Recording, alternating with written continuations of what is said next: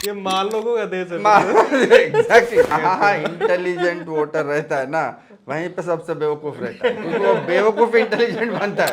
एक कम्युनिटी पिछले 10 साल जो सफर किया इस देश में, वो है जाट।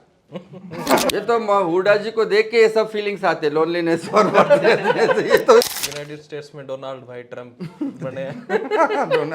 डोनाल्ड भाई का वही है जो हरियाणा का हाल था, सेम मैं है। वही अमेरिका का हो ये, दूसरा हरियाणा है ये। मैं वही पूछ रहा था, आपको डोनाल्ड भाई में किसके गुण ज्यादा नजर आते हैं, हरियाणा के जाट के या भारतीय जनता पार्टी के? दोनों का मिश्रण है वो, जो डेडली है वो। Congress is more democratised because it is disorganised. Rahul Gandhi कह रहे, चलते हुए एसी को मैं कैसे ठीक करूं। अच्छा, ये तो डेली सुबह इलेक्शन लड़ना है ना, इसको कैसे बंद करके, बंद है तो ऐसे ठीक कर सकते हो, डेली चल रहा है। राहुल ने बहुत डीप बात बोला कि politics brings the worst in human beings, it rarely brings the best. तो ये सब मोहब्बत का दुकान से काम नहीं करेगा, वो मोहब्बत छोड़ेगा, सिर्फ दुकान पकड़ लेगा। जेएनयू में एक स्लोगन है, साथी तुम संघर्ष करो, हम तुम्हारे साथ हैं। संघर्ष होता है। जो the person without dignity Aditya is the most dangerous creature on earth. उनका कहना है कि Gandhi's death has given India 50 years democracy. Mass psychology of fascism किताब में विलियम रे की ही बात कहता है कि fascist organise, mobilise rebellious emotions and conservative values and reactionary values। ये जाके देखो उस बंदे की बात कहाँ हरियाणा ने प्रूव करी है। वो जर्मनी में बैठ के लिखा या हरियाणा, जाटों ने prove जाट तो ग्लोबल है ना, हरियाणा का सोच तो जाट का सोच है, वो हरियाणा तो ग्लोबल है वो।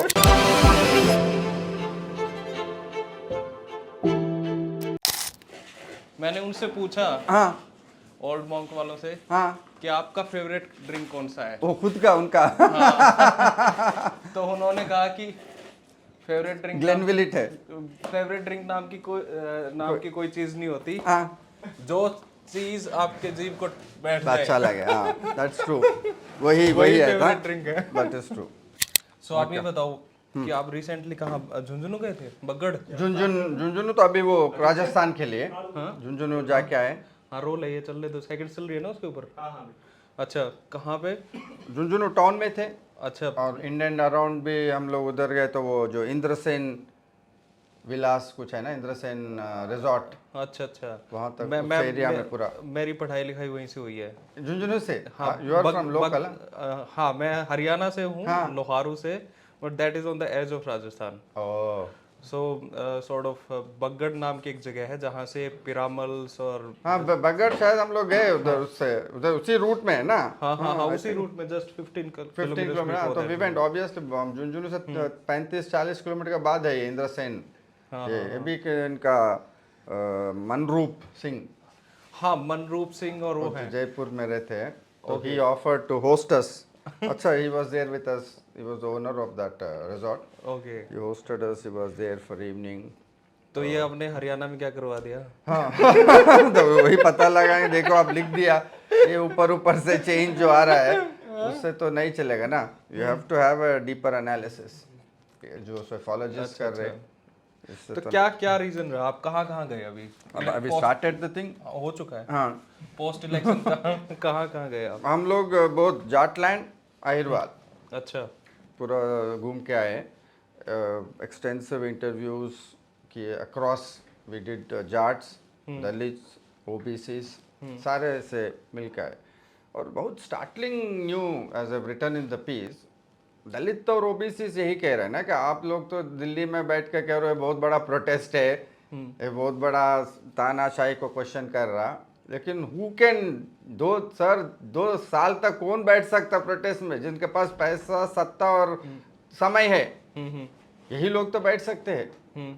तो ऑलरेडी जब इनके पास इतना प्रिविलेज है, ये क्यों बैठ रहे? अच्छा, ये तो डायनामिक्स आदित्य, मैं ये कह रहा हूँ कि पिछले न्यू लिबरल के बाद डायनामिक्स का, सोशल डायनामिक्स का रुख बदल गया है। यहाँ जो लेफ्ट लिबरल, जो जनरली प्रोग्रेसिव नज़र से जो देख रहे प्रोसेस को, इसलिए हम लोगों को समझ में नहीं आ रहा कि मोदी जी इतना कोई गलती नहीं है जो उन्होंने नहीं किया हो पिछले 10 साल में। स्कैम हो, इकोनॉमिक, फाइनेंशियल, मिस गवर्नेंस, महिलाओं का ये, फार्मर्स, स्टूडेंट्स, यूनिवर्सिटीज। अब बताओ एक सेक्शन बताओ जो खुश है आज, अगर अपने आप में ले। इलेक्ट्रल नतीजा आपके सामने। इसलिए Haryana was at least sure short case, because वहाँ फार्मर्स का इशू था, जो जाट चलो मान लेते। अग्निवीर तो दलित ओबीसी का इशू था, वो सारा अंडर प्रिविलेज का जॉब से वो तो नौकरियां। तीसरा महिला।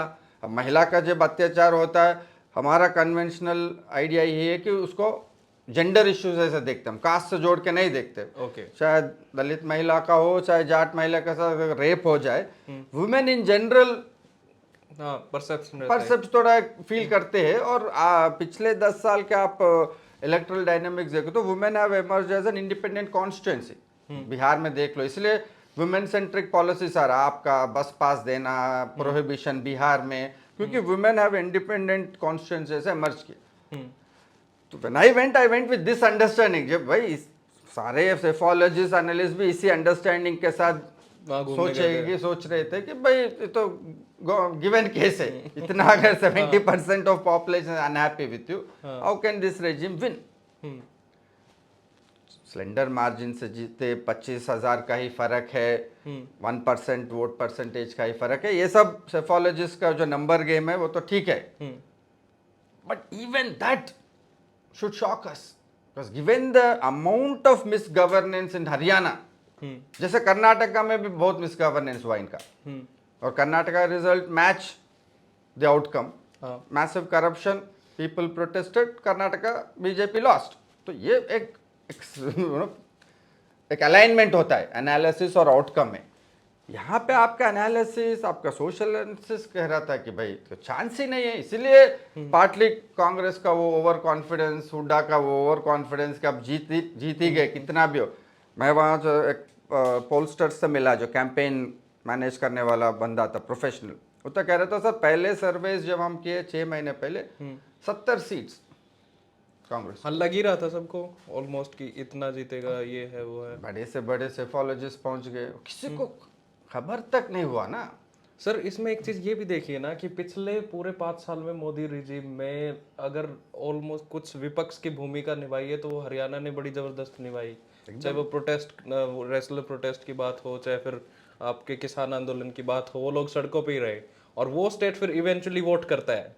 देखो आपका उस लैंग्वेज में ही फर्क है। आप कह रहे हो हरियाणा का प्रोटेस्ट, हाँ नहीं, हरियाणा ने भूमिका निभाई। हरियाणा आप कह रहे हो, वहां लोग सोचो जाट प्रोटेस्ट। फर्क यही आया ना मोदी जी के हयाम में, और we have to concede to them. ये पॉसिबिलिटी उन्होंने, जो हम लोग नहीं देख पाए, वो पॉसिबिलिटी उन्होंने देखा कि ये जो प्रोटेस्ट, इसलिए मेरा पीस में जो आप, तो protest has become weapon of the privileged. तो इसका एक देखिए वो ट्रांसफॉर्मेटिव एक डायमेंशन लेके आए लोग। ऐसा नहीं कि वो ट्रांसफॉर्मेटिव है, वो ऑप्टिक्स वो दे रहे। तो जब मैं नीचे गया, दलित ओबीसी तो खुश है, बोला सर पहली बार हम देख रहे हैं तो जाटों का इतना यहाँ पे दहशतगर्दी चलता था, पहला रेजिम है इनको सबक सिखाया। तो पूरा नरेटिव जमीन पे उल्टा है ना। यहाँ हम लोग खुश हो रहे भाई, ये तो फार्मर्स, क्रांतिकारी फार्मर्स है, 2 साल डट के रहे, कोई नहीं रह पाया, और पहली बार ये लोग मोदी को वापस करवाने पे मजबूर किया फार्म लॉस को। ये हमारा नरेटिव था। जमीन पे कह रहे प्रिविलेज्ड है, पैसे वाले और पैसे मांग रहे, तो इसमें बुराई क्या है? तो भाई अनइक्वल सोसाइटी में और पैसे में जिसके पास और पैसे मांगे तो इसमें बुराई क्या है कि फिर गरीब उधर ही वोट करेगा। आपको क्यों वोट दे? अच्छा, आपको क्यों वोट दे हुड्डा को? हुड्डा जी तो वो लोग वही कह रहे थे सर, हुड्डा जी के पैसे का कमी ही नहीं, कितने हैं उनको ही पता नहीं। तो ये जो क्लास, सोशल, कास्ट इनइक्वालिटीज थे, कांग्रेस और जो सेक्युलर पार्टीज हम लोग कहते थे, वो डोमिनेंट एलिट के थ्रू सबाल्टर्न कास्ट को मैनेज कर रहे थे, इनके थ्रू उनका मैनेज कर। अब बीजेपी पहली बार वो तोड़ के, ये इनका कंसिस्टेंट स्ट्रैटेजी है। अब गुजरात में राजपूतों को एनिमी बनाए, हरियाणा में जाट एनिमी है, महाराष्ट्र में मराठा एनिमी है। तो डोमिनेंट कास्ट के खिलाफ ये लोग मुहिम चला रहे। ओके। बाहर से लोगों को पहली बार ज़मीन पे लग रहा है ये बहुत क्रांतिकारी चीज़ हो रहा है, वो कुछ नहीं रहा है, लेकिन आप इसको कैसे रोकोगे? शॉकिंग आदित्य वहाँ था, ये सब तो ठीक है, ये तो दो चीज़ें जो शॉकिंग थे कि कंसिस्टेंटली ये जाट लैंड और ये अहिरवार एरिया में, बाकी तो चलो मान लेते फार्मर्स तो है man privilege, most disappointing was the women's vessels. तो वहाँ तो मोलेस्टेशन विच वाज ऑलमोस्ट, किसी लोगों को तो रेप भी हो सकता है, पूरा डिटेल्स हम लोगों को पता नहीं हुआ क्या वहाँ पे, और एक नहीं कई महिलाएं कह रहे, वो कह रहे किसने सालों से कर रहा है ये बंदा, और वो राजपूत है, वो भी डोमिनेंट कास्ट का है, बट लोअर कास्ट में वो एफिनिटी या सिंपैथी नहीं दिखा मुझे। बल्कि मैं एक स्टेप आगे जाके बोलूँगा, एक अनक्वाइट सेलिब्रेशन, एक अनक्वाइट, वो कह रहे हैं हमारा महिलाओं के साथ इतने साल से होते आ रहे हैं, आप लोग अभी इतना हल्ला कर रहे हो क्योंकि वो जाट महिला है। Sir, is it related to khap panchayat? No, nothing to do with khap panchayat. वो जो कह रहे हैं कि हमारी महिलाओं के साथ ये हमेशा होता आ रहा है। नहीं भाई, ये तो सोशल फैक्ट है ना, कैसे मैंने जाट डोमिनेंट एरिया में there is a regular ill treatment of Dalit and OBC women. ये अहिरवाल एरिया में मेरा सारा एक्टिविस्ट लोग भी कह रहे थे कि जाट का इतना दहशतगर्दी है यहाँ पे, महिलाओं के साथ दुर्व्यवहार होता ही होता है। अब किस फॉर्म में होता है वो हो सकता है रेगुलर कास्ट स्लर्स हो सकता है, not necessary sexual caste slurs हो सकते हैं, कमेंट्स हो सकते हैं, वो ईव टीजिंग जो कहते हैं वो हो सकता है, किस फॉर्म में है वो डिटेल में मैं नहीं गया उनके साथ, लेकिन उनका नजरिया देखो आप। वो कह रहे इनके साथ हो गए तो आप लोग इतना दिल्ली से उतर के आ जाते हो नीचे। ये ऐसा क्वेश्चन है आदित्य जिनके पास आज के समय हमारे पास आंसर्स नहीं। तो वो पूरा प्रोटेस्ट रिडंडेंट हो गया, रिडंडेंट नहीं, एक कास्ट और सोसाइटी रिडंडेंट नहीं, it has helped in consolidation and my reading of the situation. जो आप उस लेक्चर का बात कर रहे थे आईएससी में, जिसमें आपने मीडिया की भी बात मीडिया के बाद मेरा रीडिंग में अब ग्राउंड में जाके आने के बाद ये है कि this has been deliberately engineered by the regime wrestlers protest, because जितना डैमेजिंग है अदरवाइज वुमेन का, जो वुमेन आपका मेडल विनर्स है, ये आपका पूरा नेशनलिस्ट एजेंडा उस पे है, ओलंपियंस, कोई ऑर्डिनरी वुमेन तो है नहीं, इनके साथ आप not only they have been molested, उनको जबरदस्ती आप रोड पे खींच रहे हो पुलिस के, this is not miss govern. ये लेफ्ट लिबरल्स यहाँ जो बैठते हैं ना दिल्ली में, इनको यही समझ में नहीं आता। अच्छा, यही समझ में नहीं आता। वो लोग तो आपको भी लेफ्ट लिबरल तो हम लोग उन ढंग से लेफ्ट लिबरल नहीं है, हम जमीन पे उतरने वाले लेफ्ट लिबरल है ना, इसलिए हमको काउंटर नरेटिव्स भी समझ में आता है कि भाई ये जो ट्रिगर किया है and made a digital televised spectacle for 3-6 months, this is a very engineered thing. पर जाटों ने भी तो वोट दिया बीजेपी को 25%। हाँ, वो देखो आप डेटा जो आया, तो हम वैसे जाट के पास भी गए, उस आर्टिकल में मैंने इसका जिक्र किया, मैं वैसे जाट के पास भी गए जो बीजेपी को, वो भी एक अनदर शॉकिंग था भाई, इतना ही ट्रीट, वो तो समझ में आ गया, चलो पोलराइजेशन होगा, दलित और ओबीसी डाल दिए, अभी जाट 25% क्यों डाल रहे? देखो सोशल डायनामिक्स, इसलिए मैं कहता हूँ ये सेफोलॉजिस्ट और ये जो एग्जिट पोल वाला, पहले इनको बैन करो, बिकॉज ये लोगों की वजह से इलेक्शन आउटकम का कोई सीरियस एनालिसिस नहीं है, सिर्फ ये क्रिकेट मैच का एनालिसिस जैसे चलता है इनका सेफोलॉजिस्ट का, इधर पिछली बार ये जीता, इस कॉन्स्टिट्यूंस में उतने उतना वोट जीता, इसका अभी एवरेज में इसका चांस ज्यादा है, अब लीजिए। हाँ, उसके बाद हमारा एवरेज ज्यादा है तो ये जीत जाएगा। पर सर एक चीज तो आप देखिए कि जाट जो है वो क्या करते हैं कि दूसरे जाट को बहुत बड़ा आदमी नहीं मानते। अगर वो जाट हैं, चाहे वो कितना भी बड़ा आदमी हो, तो वो सोचते हैं कि हम सब इक्वल हैं। हाँ, तो जो बड़े चौधरी थे, हाँ, हो सकता है जो छोटे जाट थे जिनके पास इकोनॉमिकली वो वेल्थ नहीं थी, उन्होंने उन बड़े चौधरियों को वोट नहीं दिया हो, जिसमें मैं बड़े चौधरी की बात भूपेंद्र सिंह हुड्डा का बिल्कुल तुम्हारा अंदाज सही है। चाय गिर जाएगा। अच्छा, ओके, आपका अंदाज पूरा सही है, क्योंकि जो एक जाट के पास गए हम लोग, जो आर्मी में था, आर्मी से रिटायर करके अभी खुद का दुकान चला रहा, ग्रॉसरी शॉप, और लोकल एरिया में पता लगाने के बाद पता चला कि इज बीजेपी सिंपैथाइजर। तो हम जाके उनके साथ बहुत देर स्पेंड किए, 1-2 घंटा उनके, कि भाई आप ऐसा कैसे हो, इतना जाटों का इंसल्ट हो रहा, वो तो छोड़िए जाट महिला, आपका तो कम्युनिटी का ऑनर इतना बड़ा चीज़ है आप लोगों के लिए, खाप पंचायत में तो यही चर्चा चलता रहता। बोला काय का ऑनर क्या हुड्डा को जिताने से मेरा कुछ होगा? Then he said one thing, मैं एंटी हुड्डा हूं, एंटी कांग्रेस नहीं। ओके। बीजेपी का ऑर्गेनाइजेशनल हेफ्ट आप देखो, छोटा सा छोटा नैरेटिव का जो फिशर जो जो जो टेंशन है उसको वोट में कन्वर्ट कर लिया। अब ये बंदा, मैं बोला किसको दो, खुलेआम बोला मैं बीजेपी को डाल। अच्छा। तो बोले ये हुडा का कितना दिन चलेगा, एक फैमिली का। और अहिरवाल बेल्ट में मुझे लोग कहा कि ये सीएम जो है 2.5 डिस्ट्रिक्ट्स का सीएम है। ये जितना अग्निवीर स्कीम्स, उसने उस जगह मैं अग्निवीर का भी मेंशन करता हूँ, बहुत इंटरेस्टिंग फाइंडिंग था हम लोगों का। वो कहा कि भाई अग्निवीर तो जो ये ओबीसी दलित लोअर एंड, मैं बोलो भाई अग्निवीर जो परमानेंट जॉब था, आपका आर्मी में था, पेंशन मिलेगा आपको। तो बोलता सर कांग्रेस में हम लोगों के तक नौकरियां पहुंचती कब थी? हाँ, ये भी है। करप्शन से लाखों रुपए दिए तो नौकरियां मिलता है, उतना पैसे तो हम लोगों के पास है नहीं। ये जॉब सारा गरीब जाटों में ही बट कर रह जाता, वो 2.5 डिस्ट्रिक्ट्स में। अब बीजेपी क्या किया, देखिए बीजेपी का narrative dual double whammy strategy, it has extended those jobs to everyone. पहली बार अहिरवाल एरिया में कहा, पहली बार यहां तक हमारे तक ये नौकरियां पहुंचे, बहुत सारा हमारा यादव भाई, हमारा ये लोग सब भर्ती हो गए, लेकिन नो भर्ती हो गए, कास्ट में करप्शन नहीं है। हाँ। थर्ड टेम्पररी है। अब उनके यादव और दलित के पास चॉइस है, परमानेंट हो के बड़े के पास जाए ना, टेम्पररी तक हमारे तक पहुंचना। बोले यही सही है, सर यही ठीक है। हाँ, कम से कम ऊपर से हम लोगों की समझ में ही नहीं आया ना, हम तो सोचे गिवन है, ये तो पूरा हार जाएगा क्योंकि यूथ आर इतना angry. That youth were angry were Jat youth. Okay.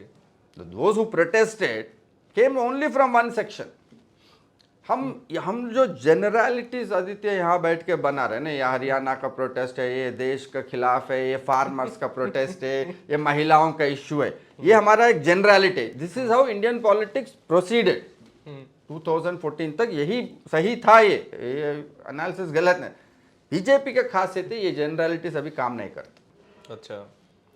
Generalities काम नहीं करता, प्रोटेस्ट और इन चीज़ों का जो मूल्य था, जो वैल्यू पहले था, वो इन लोग खत्म कर दिए। किसका प्रोटेस्ट है, पहली बात पूछ रहे, जाटों का प्रोटेस्ट है, हमें क्या मिलेगा? यहाँ तक तो हमारा जाट खुद खिलाफ है। ये डोमिनेंट ग्रुप का, this is very interesting. Dominant कहीं पे भी हिस्ट्री में डोमिनेंट ग्रुप का कोहेसिवनेस रहता कि हम एजमोन है यहाँ का, हमारा यूनिटी रहता, हम इस यहाँ पे डोमिनेशन बना के रखेंगे। उसमें से भी 25% नॉक कर लिए लोग। गजब है ये तो।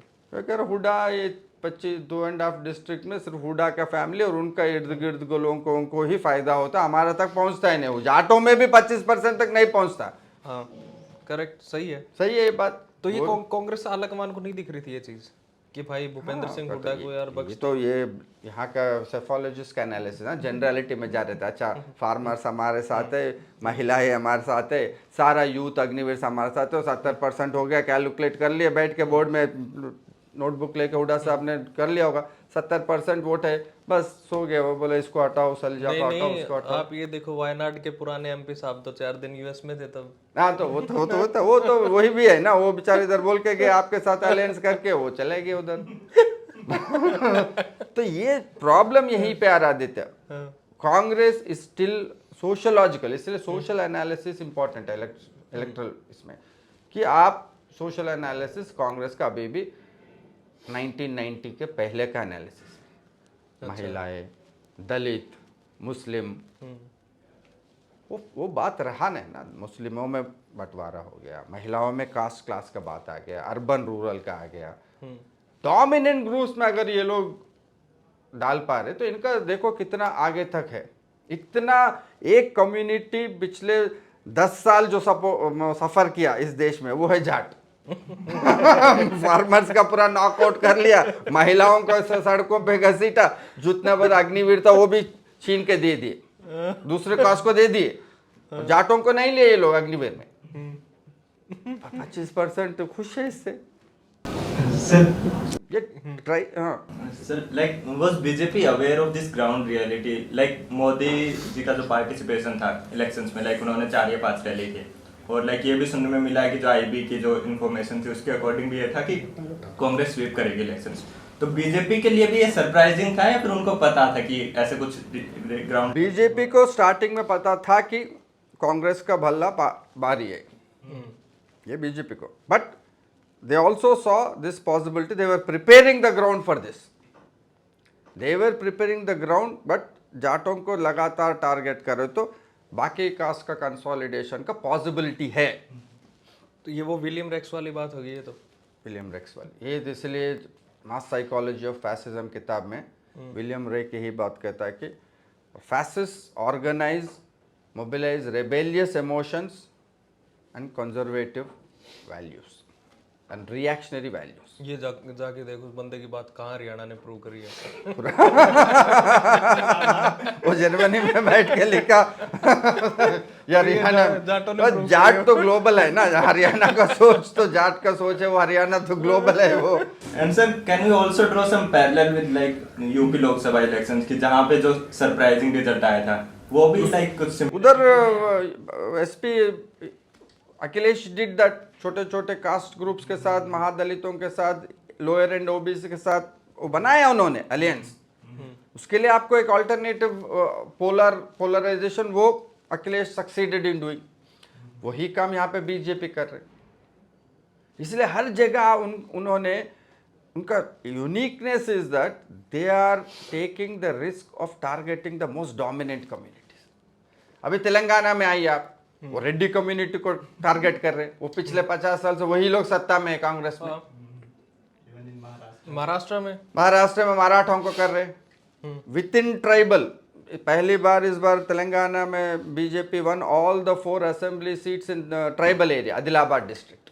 तो मैं अभी जा रहा हूँ दिसंबर में, तो आदिलाबाद भी जा रहा हूँ, ये पता लगे ना। उधर क्या किए, ट्राइबल्स में 10 ग्रुप्स है, 1 लंबाड़ा ग्रुप है डोमिनेंट, जो विच हिस्ट्री से has come from Rajasthan, migrants है बाहर से, relatively well off, relatively better educated, 90% of reservation benefits go to लंबाडास।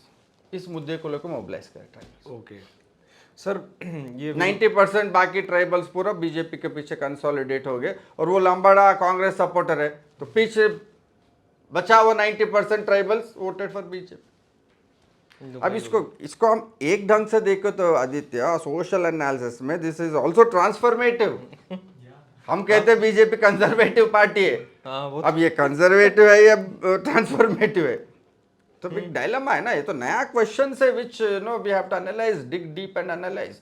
ये सेफोलॉजिस्ट नंबर वाले तो ये काम करेंगे नहीं, ये तो क्रिकेट मैच के जैसे उसको एनालाइज करके निकल जाएंगे। पैसे कमाने के अलग ही धंधा है उनका। एग्जिट पोल्स वाले निकालते हुए ये हो गया, उस कॉन्स्टिट्यूएंसी ने उसको, ये सब तो ठीक है, एंटरटेनमेंट चलेगा, लेकिन ये सीरियस चेंजेस जो आ रहे और उसका लॉन्ग टर्म कॉन्सिक्वेंस क्या है डेमोक्रेसी के। ओके, दिस इज सबाल्टर्न तो मोबिलाइज हो रहा है, लेकिन they are being mobilise by political party that is ideological, हमारा अंडरस्टैंडिंग कहता है वो कंजर्वेटिव रिग्रेसिव पार्टी है, वो तो बहुत अथॉरिटेरियन सेंट्रलाइजेशन ऑफ पावर। इसलिए in that article I conclude by saying, यहाँ तो आप पैट्रोनेज ब्रेक कर रहे हो, उनको तो रिलीफ दे रहे हो कि भाई जाटों से वो जाट का उसका उससे बड़ा पावर आप बिठा रहे हो ऊपर, वो अभी लोग रियलाइज ना कर रहे।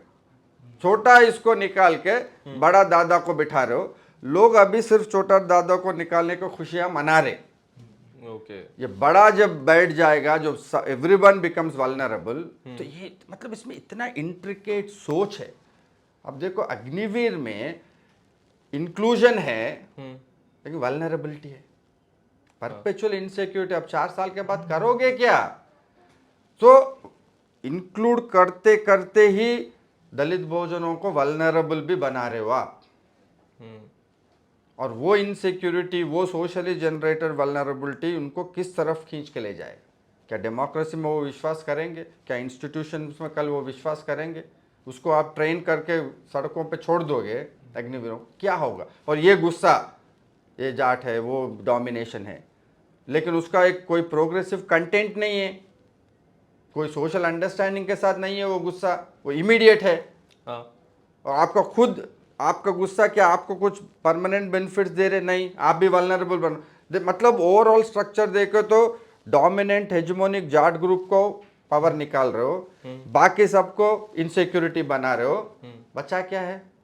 तो एक सुप्रा उनके ऊपर और एक सुप्रा दादा आएगा, अब उसका नाम क्या होगा अब समय के साथ पता लगेगा हमको, लेकिन पॉइंट ये है कि पूरा समाज इनसिक्योरिटी होते हुए भी उनको वोट डाल रहे। ओके सर, एक आपने इंटरेस्टिंग बात और लिखी, आपने लिखा कि Congress is more democratised because it is disorganised. उसका वही है कांग्रेस का दूसरा अजूबा पार्टी है कि वो भी डेमोक्रेसी में विश्वास नहीं रखते। ऐसा नहीं कि हुड्डा जी का कोई डेमोक्रेटिक कंटेंट है उनका पॉलिटिक्स में, लेकिन Hooda ji can not control the way Amit Shah can control, because खुद ही डिसऑर्गेनाइज है पार्टी, तो इसलिए वो डेमोक्रेटिक बन जाते। वो राहुल जी खुद कैम्ब्रिज इंटरव्यू में भी उन्होंने खुद इसका बात का एक्नॉलेज किया कि कल हम पावर में आए तो ऐसा नहीं कि अगर इवन हम चाहते हैं सबको कंट्रोल कर, हम नहीं कर पाएंगे क्योंकि हमारे पास ऐसा औजार और हथियार ही नहीं है। हमारी पार्टी खुद डिसऑर्गेनाइज्ड है, पार्टी में 10 लोग आपस में लड़ रहे तो ये पार्टी जाके समाज को कैसे कंट्रोल करे? किसी भाई ने पूछा नहीं कि आप खुद तो कर सकते हो, अगर उसमें लीडरशिप क्वालिटी होती नहीं तो भाई पूछा, साहब ये वो खुद मेरा नहीं कर सकते। एक पर्सनल फ्रेंड ने उनसे मिला था राहुल गांधी से, ये बात चल रहा कांग्रेस में, जितना तक मेरा इंफॉर्मेशन है ये चल रहा है, लेकिन राहुल गांधी कह रहे चलते हुए एसी को मैं कैसे ठीक करूं? अच्छा ये तो दिल्ली सुबह इलेक्शन लड़ना है ना, इसको कैसे बंद करके, बंद है तो ऐसे ठीक कर सकते हो, डेली चल रहा है। अब चलते हुए इसी को राहुल को बोलो ठीक करो, इसको कैसे करेगा? उसको तो इलेक्ट्रिक शॉक लग जाएगा। तो वो बाहर से बोल रहा है हमारा जैसे ही, किसी बड़ा कार्यकर्ता, जब इनका नया नया लीडर जो उभर का, नाम नहीं लूंगा मैं, जब उनसे मिला वो हमसे एक रिक्वेस्ट किया, बोला सर राहुल गांधी को आप एक काम करो, अब जेएनयू में प्रोफेसर बना दो। तो ये सिर्फ एनालिसिस करते हैं, लेकिन काम जैसे, लेकिन एक कॉन्क्रीट मतलब इतना कॉम्प्लेक्स एक कॉन्फ़िगरेशन बन गया। आप एलीट को निकाले तो कांग्रेस के पास बचेगा क्या? जैसे हरियाणा का केस लो आप, एक ढंग से उनका स्ट्रैटेजी सही था कि आउटसोर्स कर दिया, हुड्डा साहब को बोला भाई आप मैनेज करो। बंदे ने 5 साल पैसे भी खर्चे हैं, मेहनत भी करी है, और करें क्या? चारा क्या है उनके पास? और चारा क्या है, क्या करोगे? अगर उनका जैसे आ रहा, जैसा वो मैं पॉलिटिकल पोलस्टर से मिला उधर, वो झज्जर में शायद, वहाँ झज्जर में मिले थे, वो तो कहा कि सर 2 साल से आरएसएस वाले डोर टू डोर कैंपेन करते हैं, ये 3 महीने पहले आते हैं, उनका ऑर्गेनाइजेशन ही नहीं है वहाँ पे, संगठन में जिला प्रधान और ये सब कुछ है ही नहीं वहाँ। और हमारे देश का कल्चर में आदित्य ऐसा है, जो कोई अगर आप बार बार किसी से मिल रहे हो और गलत भी वो बोल रहा है, उसके साथ आपका एक एफिनिटी बन जाता है ना भाई। आप सोचते हो इसको तो कम से कम देख तो रहे। कांग्रेस वाले 2 महीने दिखेंगे, वो उनको जानते, फिर देखेंगे भी नहीं, इनको दिखेगा भी नहीं इधर। तो even if people are not convince, ये थर्ड डायमेंशन है, पॉलिटिकल डायमेंशन। अच्छा, ये सोच रहे भाई इनको डालो, कम से कम ऑर्गेनाइज्ड है, यहाँ पे है। इसलिए मैं वो बात बताया मोदी जी का, अच्छा, कि पर्सनलाइज्ड जब आपका कनेक्शन है, ऊपर से मोदी लेके आपका घर का आरएसएस वर्कर तक, लोग सोच रहे कनेक्शन है। इसलिए हम जो अथॉरिटेरियन फील करते, लोगों को अथॉरिटेटिव लगता है, भाई मोदी जी है तो काम होगा। और लोग ये लगातार मुझे बताए हरियाणा अक्रॉस कि service delivery is improve, okay, welfare scheme implementation is improve. ये जाट भाई बताए मुझे, बोलो सर आज पुलिस को हम फोन करके आपके सामने दिखाते फोन करे तो पहुंच जाएंगे। पर सर गवर्नेंस, पहले कांग्रेस में तो नहीं दिन भर बैठे रहो, कोई नहीं आएगा। नहीं, ये बात तो गलत है। वो मुझे वो उसका नहीं, गवर्नेंस तो पिछले 10 साल में फेल्योर है उनकी, तो नहीं तो वो खट्टर साहब को हटाते क्यों? वो भी बात आपका सही, मुझे इस पे एक डाउट था कि बट लोग हो सकता है बड़ा चढ़ा के फील कर रहे, सर्विस डिलीवरी किसी दोस्त को मिला दिया होगा फोन। वो फोन निकाल, मैं बोला फोन निकालने की जरूरत नहीं, रखो, पुलिस आके क्या करेगा अभी। लेकिन वो बोल रहा था कि हमारे, उनका वाइफ भी बैठी थी साथ में, वो भी बोल रहे थे हाँ हमारा अभी कुछ हो गया था, लड़ाई वड़ाई, हम फोन किए, पुलिस 1 घंटे में, थोड़ा देर से ही सही लेकिन पहुंच जाते और सही काम करके जाते। अब हो, आप जो कह रहे हो सकता है, लेकिन परसेप्शन, आम आदमी का परसेप्शन ग्राउंड पे कि अगर सर्विस डिलीवरी और वेलफेयर, भले ही सर्विस डिलीवरी वेलफेयर का पॉलिसीज का वो लिमिट कम हो, पहुंचेगा आपके। See, ये पर्सनलाइज इसका इंडिया में, we are not a modern western European society जहाँ इम्पर्सनल इंस्टीट्यूशनल लाइफ उनका लाइफ का पार्ट बन गया। जैसे मैं अभी यूएस में था, हमारा किसी रिलेटिव का बच्चा गिर गया वो खेलते खेलते, तुरंत वहां पे फर्स्ट थिंग क्या है, वहां पे फर्स्ट थिंग वो लोग 911 जो नंबर उनका घुमा देते, 10 मिनट में पुलिस एम्बुलेंस 10 मिनट पहुंच गया। और उसका लॉजिक क्या है, 60% टैक्स पे करते ये लोग, वहाँ पे काउंसिल से, एक काउंसिल का एरिया रहता, पहुँच जाते, you are accountable those agencies because citizen is paying for you. तो एक इम्पर्सनल एक इंस्टीट्यूशनल उनका वहाँ है, हमारे यहाँ वो इंस्टीट्यूशनल है ना, हमारा पर्सनल है, भैया आप क्या करोगे बताओ। लीडर के साथ भी हमारा पर्सनल रिलेशन है, हम इनको जानते हैं, लोग क्या बोलते हैं गाँव में गए तो इनको जानते हैं या इनके रिश्तेदार को जानते हैं। यहाँ पे सिर्फ जानने से ही काम चलता है। ये जानना जो है, आरएसएस वाले 2 साल जानते ही रहते, उनको लगातार जान पहचान करते रहते हैं ये बड़ा लंबा जान पहचान है इनका, वो जाते नहीं, आपके रिश्तेदार बन जाते। ये लोग अभी वो सोच रहे गलत हो सही हो पॉलिसी हाय पर ना, एक चीज तो आप सर देखो, बीजेपी वाले खुद मान के चल रहे थे कि हम ये स्टेट लूज कर चुके हैं, और इसमें इसीलिए उन्होंने प्राइम मिनिस्टर की रैलियां कम कर दी, अपना चीफ मिनिस्टर बदल दिया। हालांकि इतने वो डिमोरलाइज थे और उनको ये भी लग रहा था ये अब ये हरियाणा भी हार जाएंगे, पहले देश में क्लियर मैंडेट नहीं आया तो इससे अब पंगे ही पंगे हैं। अब उनके माथे की लकीरें कुछ ज्यादा चमकने लगेंगी, टेंशन हो जाएगी। पर हरियाणा एक संजीवनी तो दे ही दी भारतीय जनता पार्टी को। और नड्डा साहब तो कह रहे कि अब तो गड्ढा है हमारा हरियाणा। ये गैम्बल था बीजेपी का, चांस था उसका, आप जो कह रहे हो ना, क्योंकि लोग कह रहे हो गवर्नेंस का तो अपना इंडिया में लिमिटेशन है ही, कोई आके चमत्कार तो करेगा नहीं, वही लिमिटेड फंड्स देना, वही लिमिटेड डोल्स देना, वही छोटा मोटा वेलफेयर जो कांग्रेस है वही कर दे, इससे ज्यादा बड़ा कुछ कहा तो उसके लिए ऑलवेज ओपनिंग रहेगा, ऑपोजिशन को बंद नहीं होगा। लेकिन इनका गैम्बल ये था ना, गैम्बल ये था कि ये दोनों तरफ जा सकते। अगर लोगों को जाट वुमेन का इंसल्ट को, उनको वुमेन को, अगर हरियाणा के वुमेन को लगता है कि ये वुमेन का इंसल्ट हुआ, 50% आपका वोट वहीं कट गया। ये अपोजिशन का भी फेल्यूर है ना, आप कोई नैरेटिव चला नहीं पा रहे हो, भाई आप उतरो सड़कों पे, महिलाओं को मोबिलाइज करो। वो प्रियंका जी तो वहाँ लड़की हूँ लड़ सकती हूँ, तो यहाँ क्यों नहीं किए वो। ये लोग एक नैरेटिव लेते, 2 दिन करते, फिर थक जाते, खुद ही थक जाते। हाँ, आराम करने की आदत आदम कर, ये मोदी जी एक बार ले तो वो थकता नहीं, लगातार चलता रहता, लाडली बहना, बेटी पढ़ाओ बेटी बचाओ, इतना बार बोलते कि हमको खुद याद हो गया देखो। और ये दलित अस्मिता की बात भी करने लगे थे बीच में, जब कुमारी सैलजा और इनके ऊपर वो पर्सनल इतना ओपन, जहां आपको ऑलरेडी पता है BJP is pushing a narrative of Jat misbehaviour, Jat dominance, आपको दलितों को तो एक्स्ट्रा, वो हुड्डा जी को भी तो जानना चाहिए, इतना वेटरन पॉलिटिशियन है वो, आज का बच्चा तो है नहीं, 50 साल से जो जमीन पे है, उनको तो उनको वो खत्म हो गया ना, लिंक ही खत्म हो गया, कोई लूप नहीं है, कोई फीडबैक नहीं है, लोग क्या सोचे। उधर दूसरे तरफ माइक्रो मैनेजमेंट हो रहा है, हर कॉन्स्टिट्यूंस का कितना वोट्स। अभी मैं इसका बात बताता हूँ, राजस्थान जो जाके आए हम झुंझुनू, उधर आरएसएस ऑफिस में भी गए हम, पता लगाने क्या हो रहा है। पहला गया तो उनका कुर्सी पे इतना मोटा गड्डी था, मैं बोला भैया क्या है ये आपके लिए मैं पूछा ये कोई पैम्फलेट है, था मैं भी दो इन्फॉर्मेशन, बोला नहीं सर इस एरिया का इलेक्ट्रल रोल है ये। अच्छा, हम अभी से शुरू करें, घर टू घर कैंपेन चलेंगे। ये उनका मैनेजमेंट है, 2 साल होम टू होम, वो हर बंदे का हिस्ट्री जानते हैं, हर वोट के बारे में पता है कि ये किधर डालेगा, इधर डालेगा उधर डालेगा, और जो उधर डालने वाला है उसको इधर कैसे खींचना है। ये ऐसा इंडिविजुअल लेवल पे उनका चल रहा।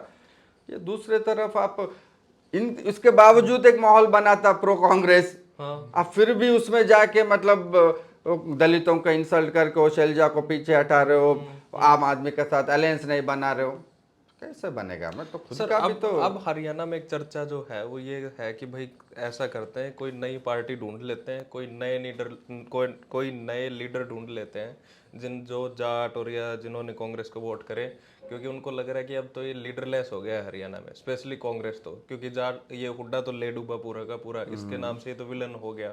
तो क्या आपको लग रहा है कि कोई नया ऑल्टरनेट हरियाणा में हो सकता है, कोई रीजनल पार्टी, कोई ऐसा कोई नेता, या आपको लग रहा है कि हरियाणा लीडरलेस है, इवन पूरे देश में ही लीडरलेस है, या नरेंद्र मोदी बहुत बड़े पॉइंट leader हैं? हमारा एनालिसिस में आदित्य, हम लोग ये लीडर नया पार्टियों का बात करते हैं, लेकिन ये अहम बात नहीं है। बात ये है जो मैं सिचुएशन आपको ग्राउंड पे बताया, जो टेंशन जिस ढंग का मोबिलाइजेशन दलितों का, ओबीसी का, जाट का, महिला का हो रहा है, जो टेंशन, इसके पहले आपके पास इसके लिए कोई नया हल है क्या? ये क्वेश्चन, असली मुद्दा ये है। नया पार्टी तो कोई भी शुरू कर लेगा। पर ये तो प्रॉब्लम ही नहीं समझ आ रही अभी उनको, तो हल कैसे पता लगेगा? तो वही तो है ना, अभी भी वो कांग्रेस में वो भूख ही खत्म हो गया ना, ना समझने का भूख है, ना जीतने का। तो हल है कैसे? आपका हल क्या का opinion यही है, ये जो सोशल फिशर्स है, जो बीजेपी ने एक नया सोशल टर्म्स एंड कंडीशंस बनाए, we have to grant them. ये लोग ऑप्टिक्स बदल दिए ग्राउंड पे। ये जो सबसे नीचे दबा हुआ सेक्शंस ऑफ सोसाइटी, जिनके पास कोई आवाज नहीं था, जो कंप्लीटली एक्सक्लूडेड थे, उनको मोबिलाइज कर रहे, उनको सक्षम कर रहे, उनको बोल रहे लड़ो, हम तुम्हारे पीछे। वो पीछे ही रहेंगे, करेंगे कुछ नहीं उनके लिए, लेकिन पहले तो लड़ा रहे। भाई तुम लड़ो, क्यों जाट तुम्हारे साथ ऐसा करेगा? कौन करेगा उनके साथ? कांग्रेस ने कभी किया नहीं। कांग्रेस देखो इतना प्रो मुस्लिम का आवाज उठाते, इतने सारे जब वायलेंस और मॉब लिंचिंग होता, कभी आप सुने हो कांग्रेस लीडर जाके खड़े हो गए उनके साथ? ट्वीट करते हैं बस वो। ट्वीट करते हैं, दिस इज रॉन्ग, और वो दो तीन दिन बाद उनका फोटो डाल देते हैं जिसका वही वही यही तो है ना। दूसरे तरफ आपका एक स्ट्रीट फाइटर है, आप इधर घर में बैठ के लड़ना चाहते हो, तो ये तो ऑर्गेनाइजेशन लेवल पे वही है। सोशल नैरेटिव समझ नहीं रहे लोग, पुराना वो एलीट अंडरस्टैंडिंग लेके चल रहे। वहाँ पे जमीन पे आप जितना कॉन्स्टिट्यूंस, कितना ढंग का, मतलब ये कितना नैक होना चाहिए कि आप एक कम्युनिटी को लगातार 10 साल पीटते हो, फिर भी आपको इतना कॉन्फिडेंस है कि उसमें भी सिर्फ 25% आपको वोट डालेगा। मतलब ये तो लिमिट हो गया ना। इसके बाद बचता क्या है अपोजिशन के पास? मैं तो ये पूछ रहा हूँ, बचा क्या है आप करने के लिए? बात तो ठीक है सर। एक रीजनल पार्टी से इंटरेस्टिंग क्वेश्चन है ये, भाई पूछना चाह रहे हैं। हाँ बस हाँ। मैं पूछ रहा था सर कि जैसे रीजनल पार्टीज में कम्युनल इंटीग्रेशन क्यों नहीं है? क्यों एक डोमिनेंट, एक जैसे जाट, वो रीजनल पार्टीज को क्यों डोमिनेट कर रही है हरियाणा में? क्यों, मतलब और कम्युनिटीज क्यों रीजनल पार्टीज ज्वाइन नहीं कर रही या कर नहीं पा रही? क्या रीजन है सर? बाकी ये कम्युनिटीज, और अलग अलग स्टेट्स में भी है। बाकी कम्युनिटीज क्यों रीजनल पार्टीज को ज्वाइन नहीं कर रहे? और एक डोमिनेंट क्यों रहता है एक कास्ट का रीजनल पार्टी में? और स्पेस कहाँ दे रहे? अच्छा, वो कर नहीं पा रही। कर नहीं पा रहे, करना नहीं चाहते हैं, जो चेंजेस हो रहे हैं उसका अंदाज नहीं है। और तीसरा है कि हाउसफुल है, आपको जगह भी नहीं है ना। बीजेपी का दूसरा एडवांटेज है, 2 एडवांटेजेस है बीजेपी के पास। एक, रिलेटिवली यंग पार्टी। सेकंड, कहीं पे भी किसी स्टेट में भी मुस्लिम्स को टिकट नहीं देते लोग। वो जो 20, 25, 30% बच जाते, वो दलित और ओबीसी में बांट रहे। ओके, 2 मेजर एडवांटेजेस बीजेपी हैज ना। एंट्रेंस इंटरेस्ट नहीं है, ऐसा कोई डोमिनेंट ग्रुप नहीं है जो कब्जा कर लिया हो, फॉर्मेशन है वहां पे भी। मोदी जी आके ऊपर से डिसमेंटल कर रहे हो, पार्टी के अंदर भी डिसमेंटल कर रहे हो। लेकिन उसमें दूसरा पहलू बहुत इंटरेस्टिंग है। वो डिसमेंटलिंग, डेमोक्रेटाइजेशन एक तरफ से नजर आए तो it is also leaving space for more centralise control. ऊपर से आप तानाशाही कर सकते हो, क्योंकि है ही नहीं कोई आपके खिलाफ खड़े होने वाला, सब वीक है। लेकिन वो डेमोक्रेटाइजिंग वीकनेस है, तो बहुत बढ़िया है। और उनके ऊपर खुद दादागिरी करो, लेकिन नीचे डेमोक्रेटिक दिखाओ, और सबको लग रहा हाँ भाई हम इंक्लूड हो, लेकिन कोई आवाज उठा नहीं सकता। इंक्लूड हो लेकिन म्यूट पे रखा है। बैठो रूम में लेकिन म्यूट पे रखो। तो ये फ्री ट्रांजिटरी फेज है, धीरे धीरे समझ एक ट्रांजिटरी फेज है। पहले तो लोग रूम के बाहर खड़े थे, अब मोदी जी आके नया चीज किया, भाई रूम के अंदर आओ, बैठो मेरे साथ, लेकिन म्यूट। अब ऐसा पार्टी चाहिए जो उनको अंदर भी लाए, बोलने का हक भी दे। यही जो है राहुल गांधी का कास्ट सेंसस का ये जो मामला उन्होंने उठा रहा है, उसमें एक स्मॉल ड्रॉप ऑफ होप है। लेकिन अभी मुझे जब राजस्थान में गया वो भी लोग कह रहे सर ये कब होगा, ये 10 साल तो सेंसस में लगाएंगे और कांग्रेस वाले करेंगे क्या इसके बाद। तो ये देखिए लोग अभी इमीडिएसी के भी सोच रहे हैं ना, डायरेक्टली आप करोगे क्या, क्या बेनिफिट दोगे 5 साल में 10 साल में। ये मोदी जी जो है समझ गए तो हम इमीडिएट डायरेक्ट ट्रांसफर डिलीवरी करना। आपको क्या लगता है कास्ट सेंसस डेमोक्रेसी को स्ट्रॉन्ग करेगा या देखो रेटोरिक लेवल पे तो है, लेकिन रेटोरिक लेवल पे इनको ये सारे मुद्दे उठाना चाहिए। कांग्रेस राहुल का आइडियोलॉजिकल एक पोजीशन है, उनका heart is in the right place and is a clean person, उसका उतना तो हम ट्रस्ट कर सकते, बट वो जमीनी पर जो ये फीलिंग्स है उनको आप मोबिलाइज करना चाहिए ना। वो बोलना चाहिए कि आपको भाई पार्टी में तो लो रही है, क्या आप बोल पा रहे हो। सर एक ये भी बड़ी समस्या है, आपने कहा कि क्लीन पर्सन, भला आदमी चाहिए किसको, अच्छा लीडर चाहिए। प्रॉब्लम है मतलब भला, देखा आज के दिन में भला भी बहुत रेयर हो गया ना, जिस ढंग का एसिडिक पॉलिटिक्स चल रहा। लोग टीवी आप खोलो एक दूसरे पे गाली दे रहे, कोई किसी को चप्पल मार रहा, कोई गाली दे रहा, यूनिवर्सिटी प्रोफेसर से काम कर गए टीवी पे। तो उस माहौल में भाई एक बंदा जो आके कह रहा no he is talking that civility, आप जितना भी करो मैं आपसे गुस्सा नहीं करूंगा, आप मुझे जितना चाहे गाली दे दो मैं गाली नहीं दूंगा। अब वो सीताराम येचुरी के कॉन्डोलेंस में बात करते हुए राहुल ने बहुत डीप बात बोला कि politics brings the worst in human beings, it rarely brings the best. तो डीप इनसाइट है ना, अच्छी बात है। बहुत बढ़िया बात है। और दूसरा बात महाराष्ट्र में बात करते उन्होंने कहा कि रोज सुबह उठ के मेरे अंदर से आवाज़ होता है मुझे क्या मिलेगा, क्या मैं लूँ, क्या लूँ, भाई इस आवाज़ को मैं दबा देता हूँ, मुझे कुछ नहीं चाहिए। बड़ा सो इसमें and I think that's an authentic, ऐसा नहीं कि वो कुछ परफॉर्मेंस ड्रामा कर रहे हैं जैसे मोदी जी करते हैं, झोला लेके चल देंगे झोला लेके तो लोग चल पड़ रहे तो उतना ऑथेंटिसिटी मैं मानता हूँ राहुल में है। ओके लेकिन उसको ऑथेंटिसिटी रहना एक बात है, उसको इतना कॉम्प्लेक्स टेरेन में ट्रांसलेट करना completely different ball game. I don't think the latter part neither Rahul और उनके इर्द गिर्द जो उनका टीम बना हुआ है उसमें कौन लोग हैं जो ये कॉम्प्लेक्सिटी समझ रहे। आप तो खास लोगों को जानते हो उनके, आप सुनने वाला कौन है उन्हें तो आप जानते हो कांग्रेस के बारे में, उनका कांग्रेस में सुनते कम है। कांग्रेस में दूसरा है सुनते नहीं है, दूसरा लीडर है कैडर नहीं है। अगर किसी को बता भी दे, कोई भी सुन भी लिया, उनको खुद पता नहीं ना करना क्या है आगे। कोई ऑर्गेनाइजेशन है नहीं, कोई स्ट्रक्चर नहीं है, कोई डिसीजन मेकिंग बॉडी नहीं है, एक ही है फैमिली इंडिविजुअल राहुल। तो एक बंदा क्या कितना करेगा। और उस फैमिली में भी 3-4 पावर सेंटर है, 3-4 पावर सेंटर है। राहुल की बात असली बात तो मानने भी नहीं जाते उनकी, उनका बात बहुत सारे बात है। अभी तेलंगाना में उन्होंने किसी हमारे खास दोस्त से मिला था इंटरैक्शन में, वो कोई कुछ बातें कह रहे थे तो जो राहुल बोला कि मैं भी मानता हूँ, लेकिन वो बाकी कांग्रेस लीडर को बताया ये लोग मेरा बात मानते ही नहीं है। आपका अभी तो बोल के गया राहुल, उधर मध्य प्रदेश में अलायंस का बात किया, राजस्थान में राहुल का देखो सही है क्योंकि ही इज लार्जर देन। अभी महाराष्ट्र में भी जो हुआ राहुल के इंटरवेंशन हुआ, ये कांग्रेस सारा वीक सीट्स ले लिए महाराष्ट्र में। अच्छा सारा वीक सीट्स जो कांग्रेस को मिला, लेकिन कांग्रेस देखो राहुल इसीलिए जो है ना एक सिर्फ सत्ता पावर के चक्कर में नहीं देख रहा, तो वही बड़ा होप है क्योंकि आप एक अलग एथिक्स, अलग एक डायमेंशन अगर पॉलिटिक्स लो, अगर पीपल एक कॉन्टेक्स्ट में इसको अट्रैक्ट हो गए, इसको तंग आके सडन सर्ज भी आ सकता है बिना ऑर्गेनाइजेशन का, बिना किसका। लोग पास में हुआ ना, पास में we have examples like that, वो एक बन सकता है एक नैरेटिव, बहुत रिमोट चांस है। इसके साथ अगर इनका एक पॉलिसी कॉन्क्रीट हो, एक ऑर्गेनाइजेशनल स्ट्रक्चर हो, जो जैसा आप कह रहे हो ना, हम लोगों का जैसा एनालिसिस सुन के कुछ करे ग्राउंड में, ज़्यादा बेहतर है। लेकिन अभी मोदी जी भी इसको होने भी नहीं देंगे ना, ऑपोजिशन भी इतना, वो लोग ऑलरेडी सत्ता में जो जानते हैं बातों को, जो जहाँ उसको ब्लॉक करते जा रहे, और कांग्रेस इसलिए हो रहा है वीकनिंग होते जा रहा है इनका internal. Okay sir, United states में डोनाल्ड भाई ट्रम्प बने डोनाल्ड भाई का वही है जो हरियाणा का हाल था, सेम है। अमेरिका का हो ये दूसरा हरियाणा है ये मैं वही पूछ रहा था, आपको डोनाल्ड भाई में किसके गुण ज्यादा नजर आते हैं, हरियाणा के जाट के या भारतीय जनता पार्टी के? दोनों का मिश्रण है वो जो डेडली है वो, जाट और बीजेपी का मिश्रण है वो। देखो 30 केसेस में कन्विक्टेड, रेप कन्विक्शन, छोटे मोटे क्राइम्स ने, टैक्स फ्रॉड, एंड अभी का latest data is saying that California और कुछ एरियाज में मुस्लिम्स भी 25%, जैसे यहाँ जाट 25% है, वहाँ मुस्लिम्स भी 25% ट्रम्प।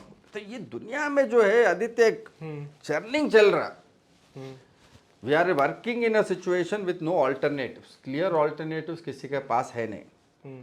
तो अगर मुस्लिम्स जो डोनाल्ड ट्रम्प का जैसा बीजेपी ने लगातार जाट्स को टारगेट किया, ट्रम्प का one of the target is Muslims Palestine campaign, लेकिन मुस्लिम्स आर वोटिंग। वो कह रहे भाई बाइडन और तो जैसे इनके पास कम से कम भले ही नेगेटिव रिग्रेसिव उसको जो भी कहो एक एजेंडा है, बाकियों को पास एजेंडा भी नहीं है ना, ये कर क्या रहे हैं, किस लिए है, कुछ नयापन है नहीं। जैसे हरियाणा में ये बात भी काम किया, कहीं लोगों ने मुझे ये बताया सर फिर घूम फिर के वही हुड्डा जी फिर देख चुके हैं इनको कितना, कोई नयापन नहीं है ना। आप नया क्या लेके आ रहे हो, नया लीडर नहीं है, नया लैंग्वेज फटीग हो गया ना। वहाँ पे मध्य प्रदेश में वही कमलनाथ चल नहीं पा रहे, लेकिन वही आपका नेता है। उधर राजस्थान में वही गहलोत।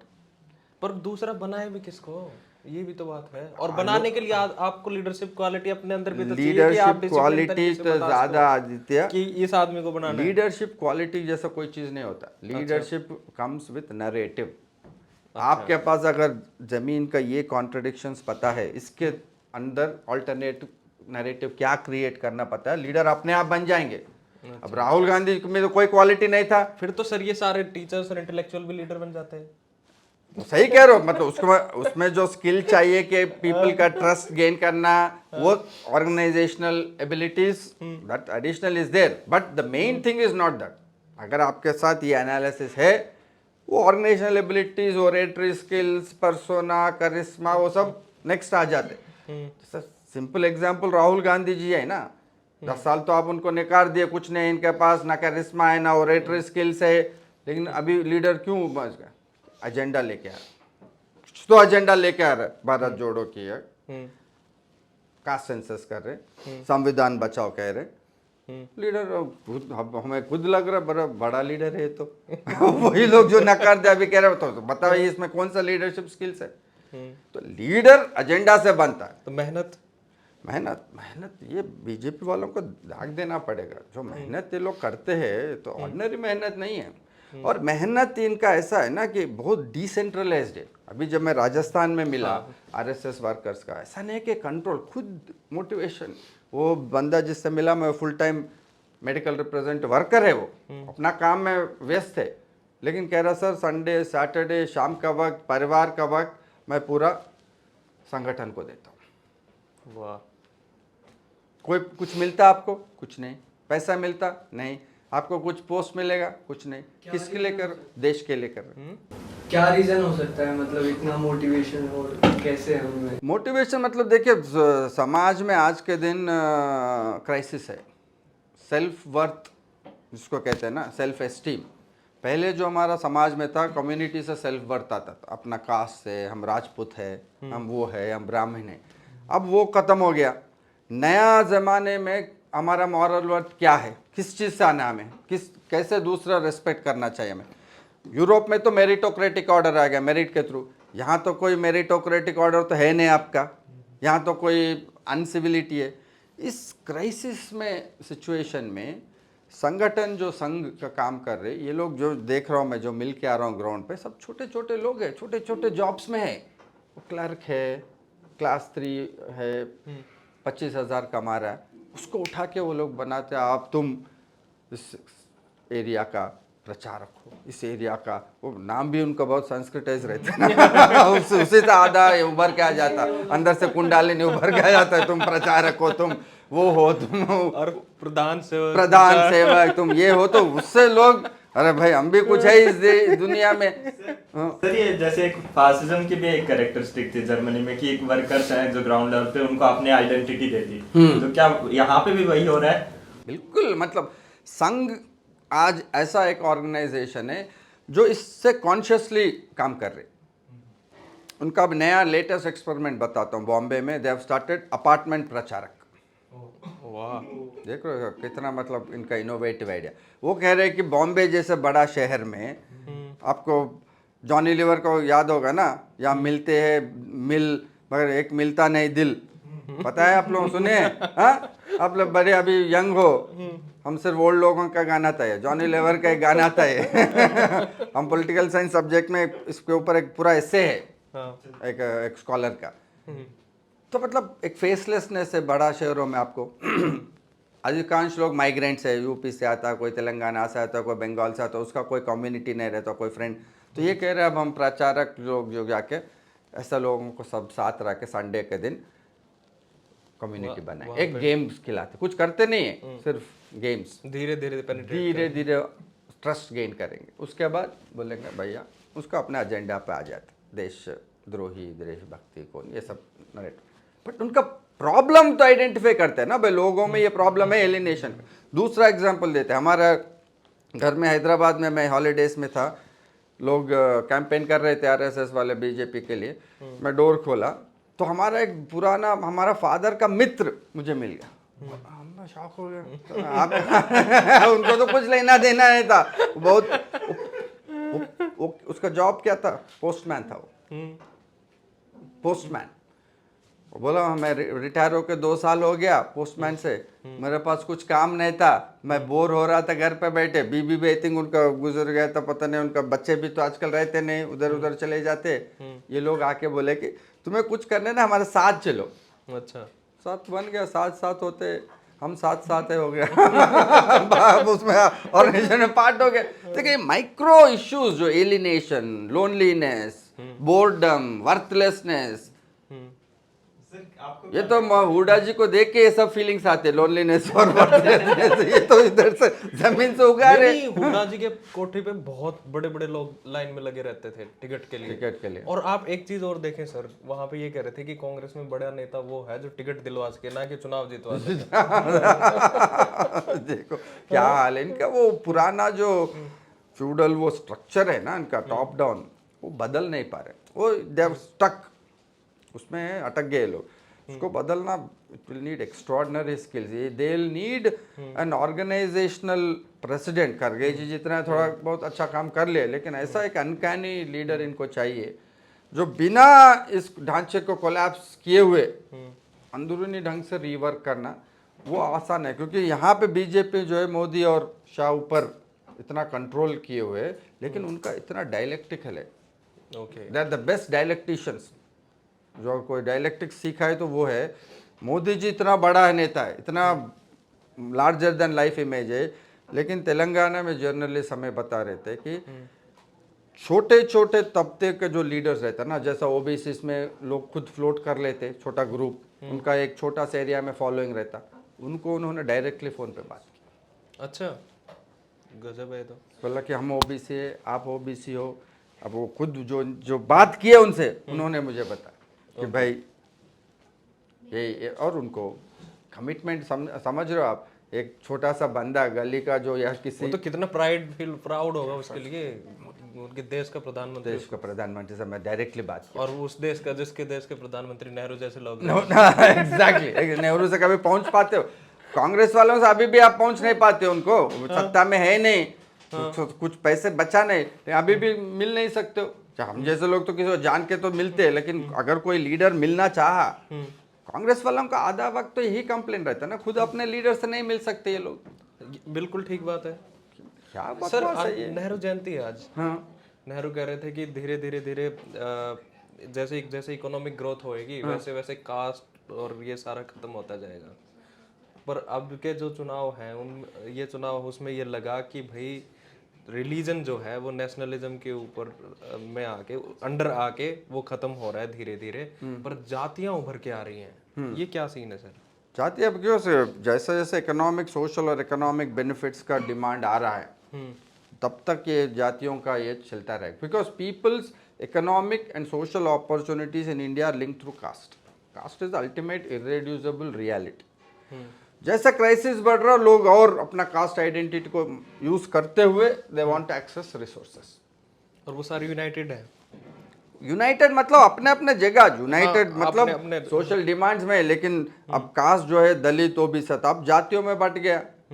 ओबीसी में 10-15 ये सब कास्ट आ गए, दलितों में बट गए सब कास्ट में। तो बीजेपी का ये प्रोग्राम है कि सब कास्ट में बांट के तो जैसे हम पहले भी कहा, सबकास्ट में बांट के एक इंक्लूजन क्रिएट कर रहे, एक वल्नरेबिलिटी क्रिएट कर रहे, दोनों साइमल्टेनियस हो रहा है, इंक्लूजन एंड वल्नरेबिलिटी। सही काउंटर नरेटिव कांग्रेस के पास जैसा पार्टी को लाना है, तो ये जो विडंबना है इसको तोड़ने का कैसा काम तो करोगे? ये क्या क्या कैसे तोड़ सकते हैं इसको? इसको मेरे नज़र में जो मैं अपना राइट उसमें भी जो आईएसी मीटिंग में भी बता, big term transformative structural welfarism मैं इसको कहता हूँ।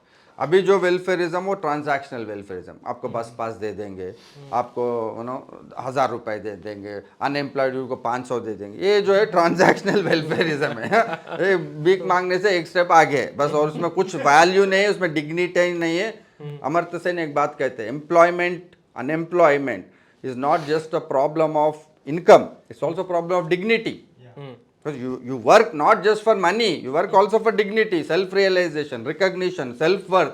अब यहाँ मैं पढ़ा रहा हूँ तो पैसे तो इतना मैं कहीं भी कमा लूँ, प्रोफेशन में जो वर्थ आपको मिलता है वो अलग है ना इनकम से। इसलिए आपको बिजनेसमैन से मिलेंगे, इनकम दिखेगा, वर्थ नहीं दिखता ना उसमें। वो खुद सफर करता रहता है वर्थलेस, इसलिए कभी फिलेंथ्रफी करेगा, कभी कुछ करेगा, कभी कुछ करेगा, लेकिन वर्थ का भी एक अलग कॉन्सेप्ट है।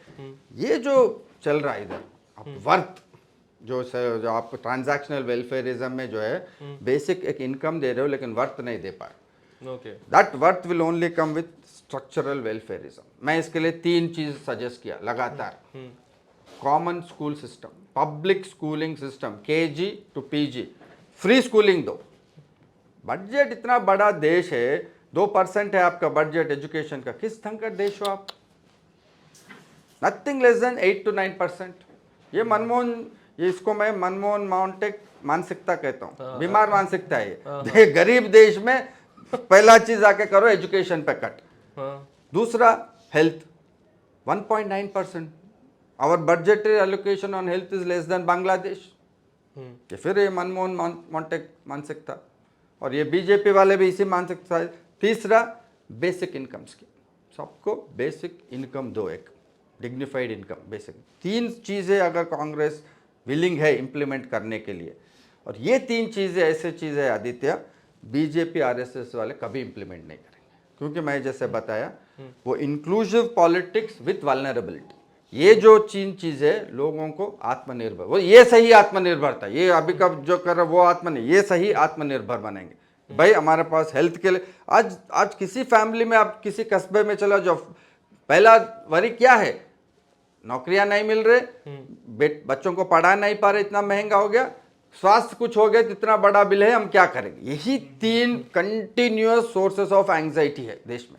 इसको आप अगर कर्व करो, इसमें आप लोगों को डिग्निटी दो, बोलो भाई you are a citizen, you have a right to education, right to health, right to basic income. ये सब जो टॉक्सिसिटी, जो मेजॉरिटेरियन टॉक्सिसिटी से चल रहा है, और ये 3 ऐसे चीज़ें आरएसएस बीजेपी वाले कभी भी नहीं। बाकी ट्रांजैक्शनल आप वो बस पास दो, मोदी जी भी बस पास देंगे, आप बस भी चलाएंगे, क्योंकि उसमें एम्पावरमेंट नहीं है, उसमें बेसिक सर्वाइवल ये है, वो टेम्पररी है, उसको आपको एम्पावर नहीं करता, इंक्लूसिव करेंगे। वुमेन आज खुश हो जाएंगे, भाई बस में हम अच्छे से घूम रहे।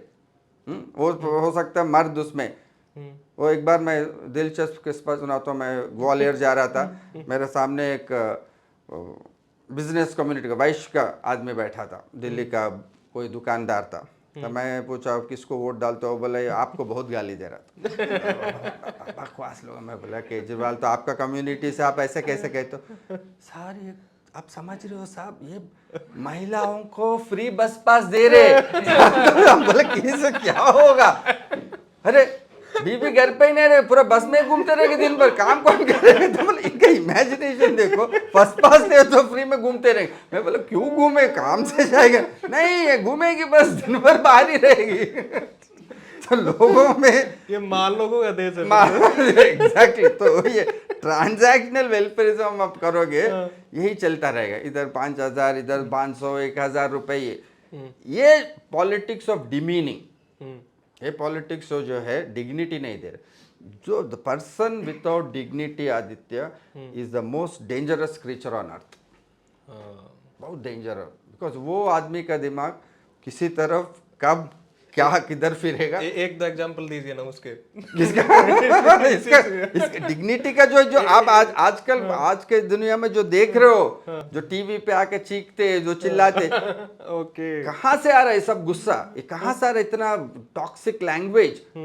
जो हम लोग प्रोफेशनल अचीवमेंट करते हैं, जो जिसका हम अपना दूसरों के साथ मिसबिहेव करने का सिम्टम है Aditya, that person doesn't have self respect for himself. जो अपने आप को रेस्पेक्ट करेगा वो दूसरों के साथ दुर्व्यवहार नहीं करता। आज के इसमें से यही आ रहा कि अपने आप को रेस्पेक्ट करने के लिए कुछ बचा नहीं। न्यू लिबरलिज्म आके बेसिक इकोनॉमिक अपॉर्चुनिटीज पूरा नॉक ऑफ कर दिया।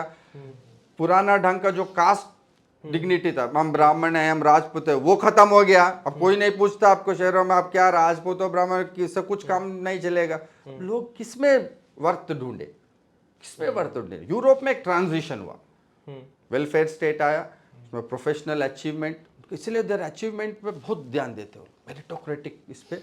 और इतना गजब सोसाइटी से अगर आप मैं मेरिट ढूंढ लिए। मैं अपना किस्सा सुनाता हूँ। जब पहले मैं काम करने लगा तो it must been my late 20s और अर्ली 30s, लंदन में किसी टॉक देने गया और वो किसी एक बड़ा प्रोफेसर डेनमार्क में, उनको इतना टॉक पसंद आ गया, within 3 months he sent me invite and international conference ली asked me to give the inaugural speech.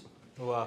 यहाँ इनॉग्रल पे बूढ़ा होके बाल पाक के बॉल्ड होने तक मिलता ही नहीं है। आप बड़े कितना ही अच्छा काम कर लो। I was shocked. उनके लिए कितना नॉर्मल था। He asked why are you asking me this question. मैं बोला this is impossible in India. उसको समझ में नहीं आता इम्पॉसिबल क्यों, इस एरिया पे आपका काम अच्छा आप बोल रहे हो। तो मेरिटोक्रेसी ना हम उस तरफ जा पाए, ना ट्रेडिशनल कास्ट को हम कुछ सिविलिटी डेमोक्रेटाइज कर पाए। तो ये तो होना ही था ना। ये तो अंबेडकर जो लिखा रेवोल्यूशन काउंटर रेवोल्यूशन में, अंबेडकर प्रेसिडेंट था, उन्होंने पहले ही कहा कि काउंटर रेवोल्यूशनिस्ट में देश में होने का पूरा चांस है। आज के दिन में जो हम देख रहे हो यही काउंटर रेवोल्यूशन है। लेकिन ये काउंटर रेवोल्यूशन अम्बेडकर जी ये नहीं सोचे कि इसका काउंटर रेवोल्यूशन का वारिस और जो आगे बढ़ चढ़ के होंगे वो दलित और बहुजन ही होंगे। हाँ। ये बीजेपी आरएसएस का you must concede to them. भाई वो उस अपॉर्चुनिटी ढूंढे उस स्ट्रक्चर में, और ये लोग इंक्लूजन विद इंक्रीजिंग वर्थलेसनेस कर रहे। ओके, ये आपको जैसे Agniveer is a classical example of this. और ये मैं आपको पूरा दिन समझा सकता हूँ किस किस फील्ड में किस किस ढंग से कर रहे इसको। अग्निवीर स्कीम है, इंक्लूजन है, 4 साल में बेरोजगार हो गए। अब इस इंसान का बात सोचो कि आप कैसे एक बार नौकरी पाने के बाद खोने का जो इंसान है और उसको बंदूक सिखा के सड़कों पे जो क्या होने वाला है, और वो भी अगर जाट है तो तुम समझ ही सकते हो क्या होने वाला है। ये खतरनाक खेल है। बंदूक से लट से काम ले लेते हैं। लाइक आपने अभी जो कहा कि बेसिक एजुकेशन, हेल्थ एंड और जो यूनिवर्सल बेसिक इनकम के लिए कहा, जो जन स्वराज पार्टी बनी बिहार में, वहाँ के जो प्रशांत किशोर का लीडर, तो वो बोल रहे हैं कि जब अगर मैं पावर में आता हूँ तो मैं विद इन 5 और या 10 आवर्स मैं लिकर बैन जो है बिहार में उसको हटा दूंगा, ठीक है, और उससे जो रेवेन्यू आएगा वो मैं एजुकेशन में इन्वेस्ट करूंगा। तो आप क्या ये वायबल स्ट्रेटजी है या फिर ये एक है कि एक सोशल लेवल को कम करने के लिए आप दूसरा लेके आ रहे हो? इसमें यही होगा, लिकर बैन तो हटाएंगे लेकिन एजुकेशन में नहीं डालेंगे। अच्छा, लोग पीने में मस्त हो जाएंगे तो फिर एजुकेशन का कौन पूछेगा। तो मिर्जा गालिब हो जाएंगे। बस मेरे गाली बहुत है, एजुकेशन को कौन पूछेगा। ये देखिए एजुकेशन का आज दलित बहुजन नीचे तो इतना ज़्यादा है एस्पिरेशन। अगर कोई बेसिक अक्लमंद पार्टी होता, जब तेलंगाना सेपरेट तेलंगाना मूवमेंट आया उसमें भी हम लोग बहुत सक्षम थे। उसमें one of the demands was KG to PG free education, ये हमारा स्लोगन था। अच्छा, जब भी मुझे मूवमेंट बात करने का मौका मिला मैं बोला this movement is Democrat because of this. लेकिन आने के बाद कैसे यार, पहला चीज जो खत्म किया वो एजुकेशन। वही किया। हाँ। तो ये सिर्फ बीजेपी आरएसएस नहीं, पूरा रूलिंग एलीट जो है विश्व भर में, one thing that is threatening them is education to the lower rungs. Okay, गजब एजुकेशन का ट्रांसफॉर्मेशन। तो अभी मैं राजस्थान का आपको बात सुनाता हूँ। लोअर एंड जाट्स तो मिल के आया, इंटरकास्ट मैरिजेस है, इंटरफेथ मैरिजेस है। लड़कियां अपने मन से एजुकेटेड सिर्फ MA तक है, स्कूल में पढ़ा है लेकिन डिसीजन खुद ली।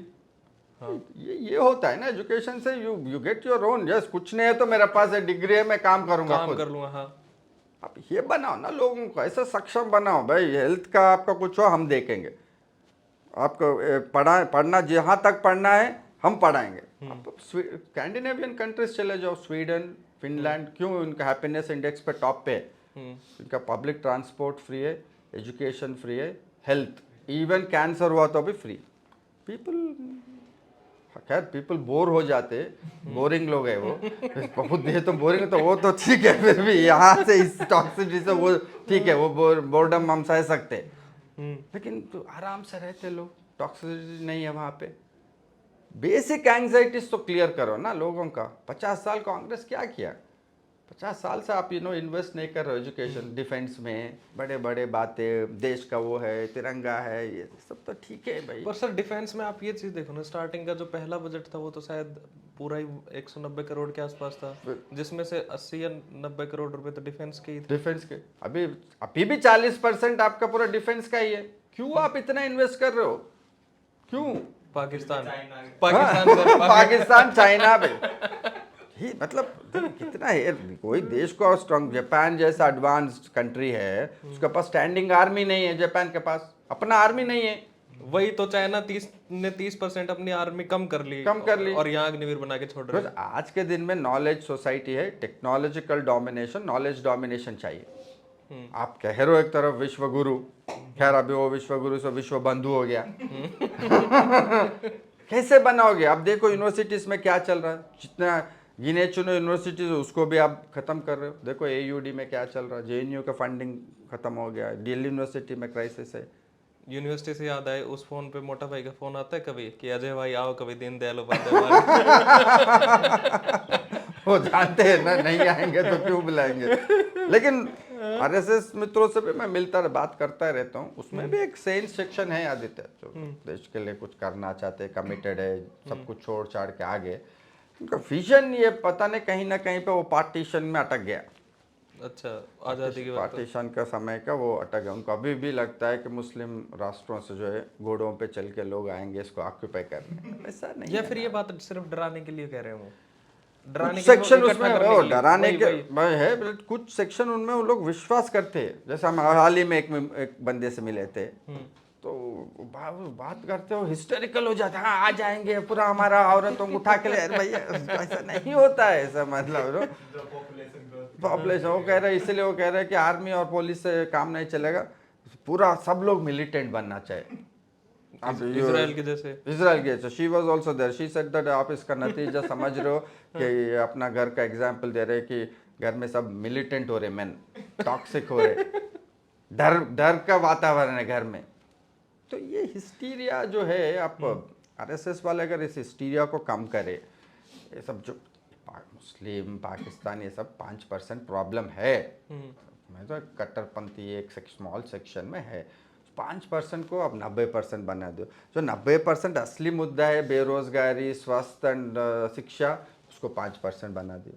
ये जो इंटरचेंज ऑफ मिस्टेकन ये प्रोजेक्ट है ना, आप लोगों को सक्षम बनाओ तो अपने आप ये सारे बाकी चीज लोग अपने आप हैंडल करेंगे, कॉन्फिडेंस आएगा। लेकिन आप वल्नरेबिलिटी बढ़ा रहे हो, जितना थोड़ा बहुत कांग्रेस का वजह से थोड़ा बहुत जो कॉन्फिडेंस, जो मोबिलिटी मिला, उसको आप खत्म कर रहे हो। और इसलिए crisis is so deep, and this anyway is a global crisis after new liberalism. Trump का इलेक्शन देखो, टर्की में देख लो, ब्रेक्सिट का देखो, ब्राजील में देखो, तो ग्लोबली चल रहा है कि एक ट्रांजिशन मूवमेंट में है वर्ल्ड, कि नीचे तबके के लोग पूरा असर्टिव हो गए, वो लिबरल इंस्टीट्यूशंस, डेमोक्रेसी उसको पूरा अकोमोडेट नहीं कर पा रहे, इसलिए स्ट्रॉन्ग मैन आ रहे कि हम करेंगे, हम करके दिखाएंगे। ओके सर, गांधी कितना रेलेवेंट है इंडियन पॉलिटिक्स में वोट लेने के लिए? वोट लेने के लिए तो 0%, 0। उसके बाहर रेलेवेंट गांधी इज है। उनका एक चीज़ जो सबसे महत्वपूर्ण चीज़ है, बाकी तो बहुत सारे चीज़ उन्होंने कहा कि is the one political thinker who has recognised that जो असर्ट करने वाला और जो डोमिनेट ग्रुप है, दोनों भले उनका इंटरेस्ट कॉन्फ्लिक्टिंग है, कॉमनैलिटी है, दोनों दे नीड टू बी को रेस्पॉन्सिबिलिटी। हम रिस्पॉन्सिबिलिटी भी उठाना है, दूसरों को ब्लेम कर सकते, लड़ेंगे, लेकिन उसमें इसका मतलब ये नहीं कि हमारा कोई दायित्व, हमारा जो रिस्पॉन्सिबिलिटी है वो ख़त्म हो जाता। ये गांधी का बहुत बड़ा फिलोसॉफिकल, उनका सारा जीवन, माई रीडिंग ऑफ गांधी यही था, लोगों को ये सिखाने में, आप जिस भी तबके में हो, रिस्पॉन्सिबिलिटी टू द कलेक्टिव आपका ख़त्म नहीं होता। आज का न्यू लिबरलिज्म और जो नया ये आया, उसका सबसे बड़ा हमला इस एथिक पे था। लोग आज बाकी को ब्लेम कर रहे, लेकिन खुद का रिस्पॉन्सिबिलिटी कोई फील नहीं कर रहा। भाई मेरा भी कोई इसमें रिस्पॉन्सिबिलिटी है, मेरा responsibility to other weaker people. तो इस माहौल में जो रिस्पॉन्सिबिलिटी को रिस्पॉन्सिबिलिटी जब तक लोग फील नहीं करेंगे तो ये चलता रहेगा, यही हिंदुत्व का पॉलिटिक्स। सर जैसे हम देखते हैं कि जो मोदी जी हैं वो एक तरीके से मैकियावेलियन पॉलिटिक्स को वो कर रहे हैं, एक्सरसाइज कर रहे हैं कि आपको पावर चाहिए भाई, हुक और क्रुक जैसे। और जैसे आपने अभी राहुल गांधी की बात की, तो राहुल गांधी थोड़ा एम्फेसाइज कर रहे हैं कॉन्स्टिट्यूशन पे, एथिक्स पे, कि मीन्स भी कोई चीज है। तो क्या आपको ये लगता है कि राहुल गांधी एक गांधीयन पॉलिटिक्स लाने की कोशिश कर रहे हैं फिर पॉलिटिक्स में? इसमें मेन थिंग गांधीयन या नहीं गांधीयन नहीं है, इसमें मेन ऑप्टिक्स ये है कि जिस देश में आप अपॉर्चुनिटी स्ट्रक्चर एक्सपैंड नहीं किए, मोदी जी मैकियावेलियन सिर्फ नहीं है मोदी जी का एडमिरेशन इस बात से आता है कि वो एक हिस्ट्री बिना, कोई बैकिंग बिना, कोई कल्चरल कैपिटल बिना, कोई सोशल कैपिटल बिना इतना बड़े, ये लोग एडमायर कर रहे हैं कि भाई, और वो उसमें जो है मोदी जी वो ऊपर चढ़ते वक्त जो है वो यही आप जो कह रहे हो उस मेथड में कि everything is free and fair in war, आप ये वॉर के जैसे ट्रीट करो और आगे बढ़ो, जिस भी कॉस्ट पे करना है, जिसको जितना नुकसान पहुंचा, जिसको जो होगा उससे कोई मतलब नहीं, ये इधर पहुंचो, this is attract. Rahul Gandhi का मेथड इज पीपल के लिए it looks like a privilege method. मैं अभी भी, मैं दलित बहुजन मेरा मित्र से बात करता हूँ, मैं बोलता हूँ भाई एक बंदा तो अब हम लोगों को मिला जो कॉन्स्टिट्यूशन का कर रहे प्रोटेस्ट, सेम बात जो जाट फार्मर्स के साथ, उनका प्रोटेस्ट लेजिटिमेट था, कमिटमेंट लेजिटिमेट था, 7.5 लोग मर गए फिर भी डटे नहीं उतना तो, लेकिन आज के माहौल में वो लोग एडमायर नहीं कर रहे। 60s 70s में एडमायर करते भाई ये लोग कितना ऑनेस्ट कमिटेड है, आज के लोगों में ये साइन ऑफ प्रिविलेज बन गया। सेम थिंग राहुल गांधी के साथ हो रहा, भाई आप बड़े बड़े बात कर रहे हो, ये कर रहे हो क्योंकि आपके पास ऑलरेडी प्रिविलेज है, अब वो बातें कर सकते हो। जो तब नीचे तबके से जो उठ रहा है वो नॉर्मेटिव एथिकल रह के क्या उठ सकता है, उसका अपॉर्चुनिटी प्रोवाइड करना सोसाइटी का रेस्पॉन्सिबिलिटी है ना। आप कोई अपॉर्चुनिटी दिए नहीं, उसको बोल रहे हो भाई तुम पूरा ऑनेस्ट रहो, अब यही होगा ना मजबूरी का नाम महात्मा गांधी। गरीबी में कहाँ से होना चाहिए? गरीब, वो गरीब है, भूखा है, उसको बोलो भाई बिना खाना भी रहना पड़ेगा, इस पर काम नहीं करेगा ना। ये सब इंटरलिंक चीज है। आप ऐसा एक सोसाइटी बनाओ जिसमें बेसिक एथिक्स अगर आप प्रोटेक्ट कर रहे हो, उस पर भी फिर मोबिलिटी का चांस मिलना चाहिए, फिर जाके सब लोग आपको रेस्पेक्ट करेंगे। आप ऐसा एक सोसाइटी बनाए हो जिसमें अनलेस आप गलत काम किए बिना आगे बढ़ ही नहीं सकते, ऐसा सोसाइटी आ गया आप, उसमें मोदी जी लोगों को पसंद आते हैं। भाई he has legitimise this model, जो करना है करो, आगे बढ़ो, यही एक लोगों को कन्विंस हो गए, इसके किए बिना हम जी नहीं, ऊपर उठना छोड़ो, जी नहीं सकते। पूरा इनफॉर्मल लेबर को देखो ना, गिग वर्कर्स को देखो, 14 15 घंटा काम कर रहे, रोड पे जा रहे, एक्सीडेंट करे तो पूछने वाला नहीं है। 16 घंटा काम करके बीमार हो तो क्या, कहाँ पे उनका हेल्थ फैसिलिटी क्या है? आप एम्स के तरफ जाके देखो, रोड पड़े रहते रोड पे। ये कोई देश है? देशभक्ति का इतना बड़ा बड़ा बात कर, तो रेड लाइट पर रुको, नंगे बच्चे भीख मांगते हैं।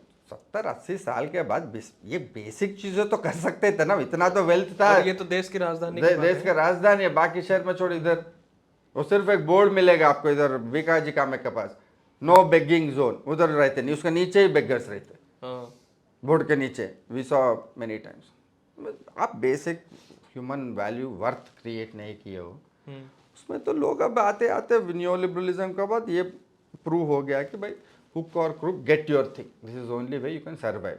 ये जो है नीचे तबके तक चला गया।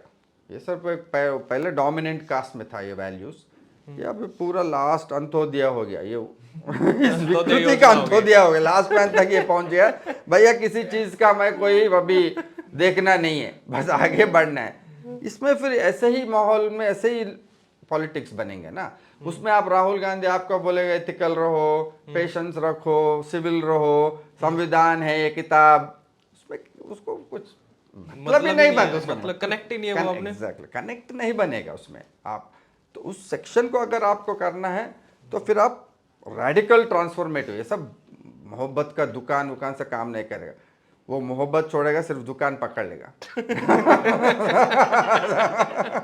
तो हालत ये हो रहा है।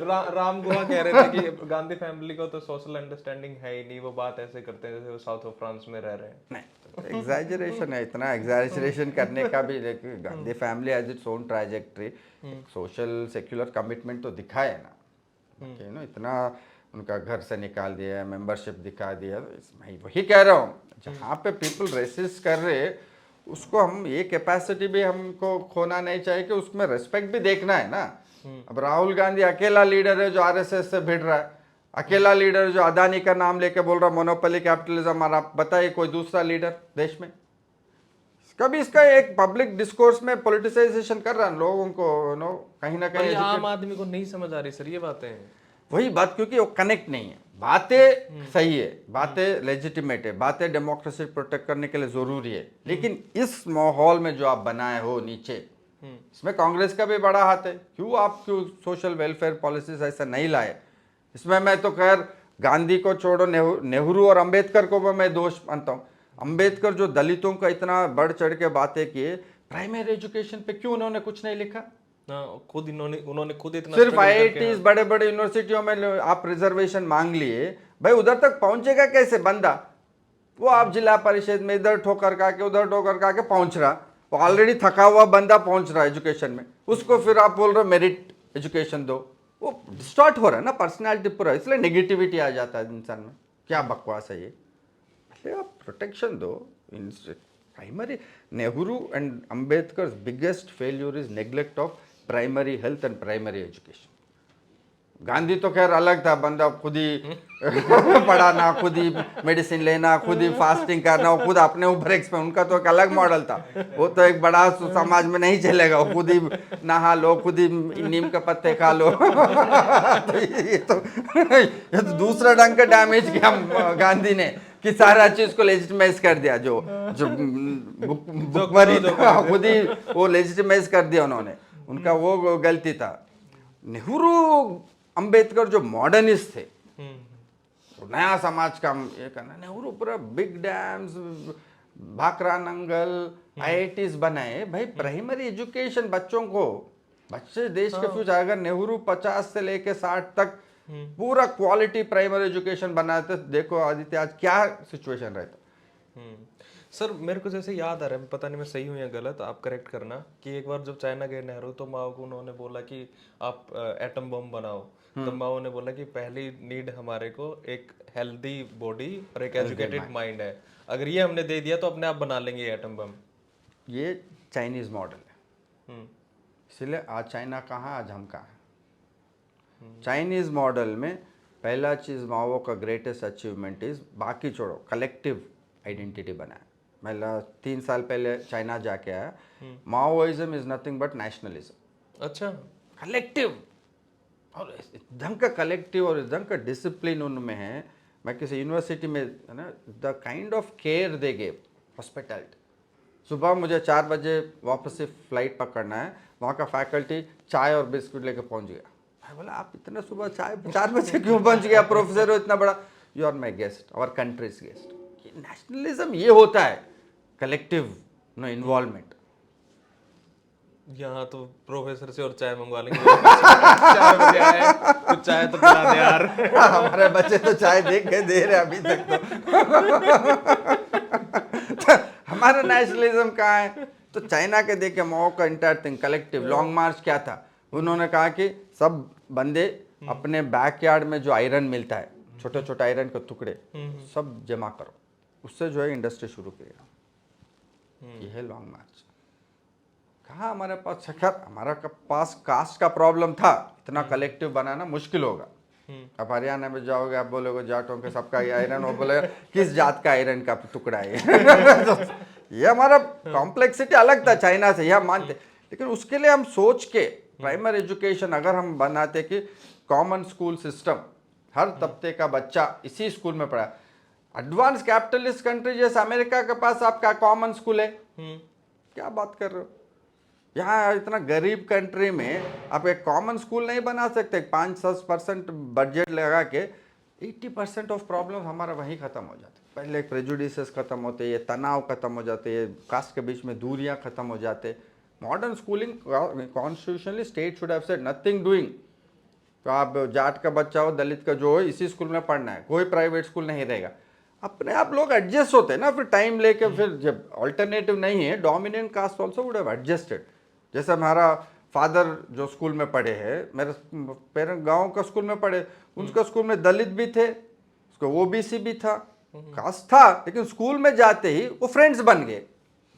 पर यहाँ तो ओबीसी वालों को नहीं, सॉरी, दलित वालों को अलग बिठाते हैं। अच्छा सर, एक डाउट था। हाँ। मैंने क्वेश्चन पूछा था कि कॉमन स्कूल्स क्यों पॉसिबल नहीं है इंडिया में, तो किसी से, तो उन्होंने बताया कि इकोनॉमिक इनइक्वालिटी बहुत है, तो फिर एक एनवायरनमेंट वो नहीं रह पाएगा। क्यों नहीं रह पाएगा। आप स्कूल को बनाओ।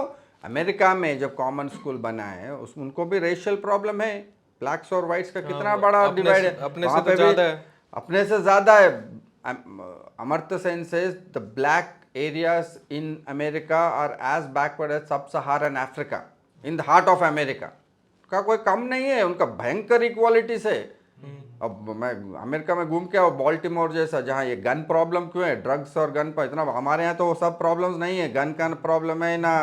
तो इनको जाट लोग के पास है गन, लाठी, बस लाठी है, बस इससे आगे हम नहीं बढ़े। यहाँ वो गांधी जी का लाठी तक रुक गए हम लोग, उससे आगे नहीं बढ़े हम। ये गरीमत है हमारा, ये हमारा सोसाइटी का अच्छा है ना। हम ड्रग्स में जाते, पर खैर अभी ये प्रॉब्लम भी बढ़ रहा, पंजाब से लेकर तेलंगाना तक ड्रग्स भी प्रॉब्लम है, सब पहुँच। भयंकर इनइक्वालिटी से उस जगह में स्लेवरी अबॉलिश करते, उनका पहला मॉडर्न रिपब्लिक बने का था कॉमन स्कूल सिस्टम। ब्लैक भी उसी स्कूल में पढ़ेगा, वाइट भी उसी स्कूल में, अमीर भी उसी स्कूल में पढ़ेगा, गरीब भी उसी स्कूल में पढ़ेगा। उससे जो है आपका प्रेजुडिसेस एक तो खत्म हो जाएंगे। फिर आप एक प्रॉपर मेरिटोक्रेटिक ऑर्डर बना सकते थे। भाई 12वीं तक या ग्रेजुएशन तक सबको क्वालिटी एजुकेशन दिया, उसके बाद खुद लड़ो। अमेरिका में यही सिस्टम है, ग्रेजुएशन तक देने के बाद लोन्स लो, खुद का एफर्ट। हाँ। फिर एक मेहनत पे, मेरिट पे भी एक रेस्पेक्ट बन जाता है। हम लोग इधर सर, सॉरी टू इंटरप्ट, ये मेरिटोक्रेसी के भी खिलाफ हैं कई प्रोफेसर। एक तो किताब है ट्रेंड ऑफ मेरिटोक्रेसी, हाँ, और वो तो सैंडल, माइकल सैंडल। हाँ। तो ये है कि it builds a competitive ethic, it displaces ethics. उनका एक अलग आर्गुमेंट है भाई, मेरिटोक्रेटिक ऑर्डर। लेकिन हमारा जैसा सोसाइटी में जो है, merit will be a problem, वो मॉडर्न सोसाइटी का एक प्रॉब्लम है। वो तो longer question, it's link to capitalism. फिर आप कैपिटलिज्म खत्म करो, कोई कर सकता है। वो अमर्त्य सेन वही स्टेटमेंट देता है कि हमारा लाइफ टाइम में तो होने वाला नहीं है। तो अभी सिस्टम का सोचो क्या सॉल्यूशंस हो सकते हैं। कैपिटलिज्म तो हम खत्म करने वाले नहीं है, कोई क्रांति तो आने वाला नहीं इस देश में। तो इस मेरिटो मैं कह रहा हूँ कि अगर 12वीं तक, ग्रेजुएशन तक आप एक क्वालिटी, सक्षम, गुड एजुकेशन, उसके बाद लोगों को बोलो खुद लड़ो, खुद का एफर्ट लगाओ। सर, तो लाइक जो पॉलिटिकल पार्टीज हैं आज, जो एस्क्रिप्टिव आइडेंटिटीज पे जो मोबिलाइजेशन हो रहा है, जैसे कास्ट मान लो या रिलीजन मान लो, तो पॉलिटिकल पार्टीज के पास क्या इंसेंटिव है कि वो एजुकेशन को प्रमोट करेंगे? फिर तो उनकी राजनीति खत्म हो जाएगी। एग्जैक्टली, यही प्रॉब्लम है ना हमारा। पहले से हमारा गंगा उल्टा बह रहे, अब इसको ठीक करना है, उल्टा गंगोत्री में जा रहे। तो ये ठीक होना बहुत हम लोग बस मिस कर गए। इसलिए मोदी जी बुलेट ट्रेन ला रहे, बस मिस हो गए तो बुलेट ट्रेन ला रहे। अब बस में सब बुलेट ट्रेन में बैठेंगे तो वो कहाँ लेके जाएगा, अब देखो। क्या जो चाइना का जो एक सिस्टम है, जैसे इंडिया में तो डेमोक्रेटिक सिस्टम है, यहाँ पे मतलब इतना मुश्किल है वो थोड़ा। तो जो चाइना में एक वो जो बेनेवोलेंट डेस्पोटिज्म मान लो आप, जो स्टार्टिंग में कैसे होगा, अब देखिए 10 साल से क्या है इस देश में। हाँ, तो उस जैसा कुछ हुआ नहीं, मैं वही कह रहा हूँ आपसे, 10 साल से क्या है। नरेंद्र भाई मोदी मीन्स के थ्रू सर, कैरेक्टर तो वही डेस्पोटिक ही है। क्या कुछ बेनिफिट हो रहा? क्या कुछ सोशल डिमांड्स हो रहा है? ये गवर्नमेंट आने का लगातार एजुकेशन और हेल्थ पे बजट कम होता जा रहा है। आप लोगों का भी बजट कम कर बट दिया पूरा यूनिवर्सिटी से इनको पूरा ही, बिकॉज ये जो आप कह रहे हो ना, कांग्रेस में मॉडल था कि थोड़ा थोड़ा आगे बढ़ाओ, सिस्टम को मेंटेन करो, वही हेजेमोनिक स्ट्रक्चर। इनका पूरा ही सेंट्रलाइज करके जितना नीचे से तबके के लोग थोड़ा आगे बढ़े, उनका भी आप अपॉर्चुनिटीज कट कर रहे हो। तो आप जो कह रहे हो वही है, political parties led by elites have no incentive. That is where Rahul Gandhi is a relief. At least rhetoric हो जो है, नरेटिव लेवल पर कह रहे कास्ट सेंसस में 90% का जो लोग रहना चाहिए वो डिसीजन मेकिंग से बाहर है, उनको लाना है। वो सिर्फ बोलने से नहीं होगा, उनको साथ साथ ये भी कहना पड़ेगा हम एजुकेशन आपको मुफ्त में देंगे, हम हेल्थ का देखभाल करेंगे, आपको बेसिक इनकम देंगे, आप पढ़ के आगे बढ़ो। सिर्फ आगे बढ़ो आगे बढ़ो कैसे बढ़ेंगे? बढ़ते चलो भारत हाँ, हमारे यहाँ जेएनयू में एक स्लोगन है, साथी तुम संघर्ष करो हम तुम्हारे साथ हैं। संघर्ष वो करेगा, वो राहुल जी का वैसे ही है। अब संघर्ष को हम साथ कैसे दोगे? क्या करोगे? क्या पॉलिसी है आपका? सोशल पॉलिसी क्या है आपकी? इकोनॉमिक पॉलिसी क्या है? उसको बिना अनाउंस के कास्ट सेंसस से कुछ नहीं हो रहा। यही new liberalism with caste census, Aditya, my point is it will deepen the social crisis. क्योंकि आप लोगों में एस्पिरेशन बढ़ा रहे हो, बोल रहे हो हाँ आगे बढ़ो, तुम भी ऑफिसर बनो, तुम वो मीन्स कुछ है नहीं वहाँ। वो सिर्फ फुला हुआ बलून की तरह घूम रहा है इधर उधर, कुछ मिल है नहीं, कॉन्क्रीट अपॉर्चुनिटीज। वो सारा ईगो कहाँ? वो फिर किसी वीक पे उतारेगा, किसी मुसलमान पे, किसी दलित पे, किसी महिला पे, वो सारा ईगो उतारेगा। ये बहुत डेंजरस बढ़ा रहे हो सेल्फ, उसको रियलाइज करने का भी मौका दो, ये आपका रिस्पॉन्सिबिलिटी है। ये फाउंडिंग फादर्स का यहीं पे गलती जो उन्होंने पहले किया वो अभी तक चले आ रहा।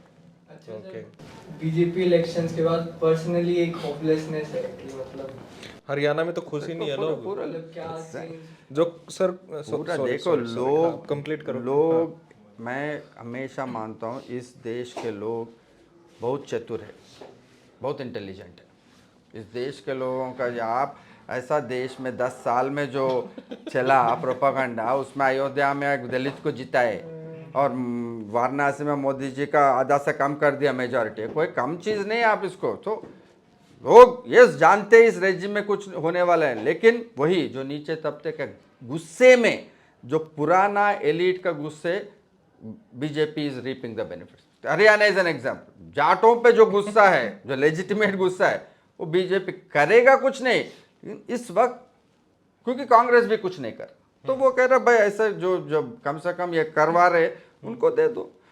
Same thing applies to America. Why they are giving Donald Trump? आप जो कह रहे हो सही टर्म यूज के लिए, होपलेसनेस है। हैप्पीनेस इंडेक्स पे हम बॉटम पे आ गए, तो लोग दिख रहा है नाखुश है, लेकिन चॉइस क्या है, किसको डालो? ये तो हरियाणा में भी है सर। लोग खुद कहते हैं, आदित्य बोलते हैं और कौन है? बोलते ये गलती है मोदी जी को, वो गलती है, तो और कौन है? तभी मैं कह रहा था सर, टीना फैक्टर जैसा आएगा ना। अब जितना उनको छोटा बहुत देखो, कर्नाटका और तेलंगाना में कांग्रेस आके 5 गारंटी वोट दिया कि नहीं? अभी भी रेडी है, आप करने के लिए तैयार हो जाओ, वोट लोग डालेंगे। करोगे नहीं, वही हुड्डा, वही चल जा, वही लड़ाइया, वही इनफाइटिंग, वही दबाना, कुछ तो नया कम से कम। बाकी छोड़ो, हुड्डा जी को, सेल्जो को साथ लेके चलना और था वो ना। भी 10 साल उनका राज देख रखा है तब कि भाई यही बंदा दोबारा आगे बैठ जाएगा। वही मतलब ये लोग जैसे, इसलिए प्रॉब्लम ये है, सोशल एजेंडा का बिना नहीं हो सकता। हुड्डा जी जैसे लीडर के पास क्या सोशल एजेंडा है? सर वो खुद अपने काम अपने पद के लिए करते हैं, वो लीडर ही और नहीं है उसके इनका। आगे कुछ मतलब कोई मतलब ही नहीं है ना दुनिया से इनको। खुद कहीं अच्छे से घर में रहेंगे। इस सिचुएशन में एक दलित महिला है, चल जाओ साथ लेके चलो, उसको डिप्यूटी सीएम बनाओ, आप सीएम बन जाओ। कम से कम आप वो तो कर सकते हो कि नाटक तो कर सकते हो कि ये हाँ, साथ हैं। वो भी करना नहीं है ना। दबा के, वो ओल्ड वाला दबाना वाला पॉलिटिक्स है, तो बीजेपी नीचे से दबा रहे, ठीक है चल कर दो ये खेल। जब तक आप बदलोगे नहीं। आपकी क्लास है अब? क्लास तो हाँ मीटिंग है। काफी लंबा हो गया, बस आखिरी क्वेश्चन है, इंटरेस्टिंग क्वेश्चन है। आपको हिंदुस्तान में सबसे इंटेलिजेंट वोटर कहाँ का लगता है और सबसे बेवकूफ कहाँ का लगता है? आपको जवाब देना पड़ेगा जहाँ इंटेलिजेंट वोटर रहता है ना, वहीं पे सबसे बेवकूफ रहता है, क्योंकि वो बेवकूफ इंटेलिजेंट बनता है। यूपी का वोटर है अपना, कल तक सबसे बेवकूफ था, आज सबसे इंटेलिजेंट है वो। तो ये दोनों साथ चलता है इंडिया में, अलग अलग नहीं रहता है। जो सबसे बेवकूफ जहाँ था वो सबसे इंटेलिजेंट रहता। यूपी में 10 साल से गाली दे रहे, यूपी वाले की वजह से ये देश काल हो रहा। देखो होप भी वो यूपी वालों से ही आया। तो सर एक एवरेज इंडियन वोटर क्या देखता है, मतलब क्या देख के वोट करता है, मतलब क्राइटेरिया क्या रहता है उसका? आप एवरेज इंडियन वोटर ऐसा कुछ नहीं, ये सेफोलॉजिस्ट और इनका काम है। बेसिक प्रॉब्लम आज देश में ये 80% के पास अपॉर्चुनिटीज नहीं है, डिग्निटी नहीं। आप दोनों दो वापस आ सकते हो। नहीं तो मोदी जी जैसे एक स्ट्रॉन्ग विल्ड लीडर में वो अपना फेथ भविष्य देख रहे भविष्य देखते भाई, चलो कोई नहीं तो कैसे कम से कम खड़े होकर कह तो रहा है कि मुझे गोली मारो, मुझे लटका दो, मुझे ये करो। तो लो तो चलो कोई तो है, बात करने वाला तो है, बाकी तो कोई दिख ही नहीं रहा उनको। ये बात तो आप ठोस एजेंडा बनाओ, social democratic left of centre agenda बनाओ, रिस्पॉन्सिबिलिटी लो।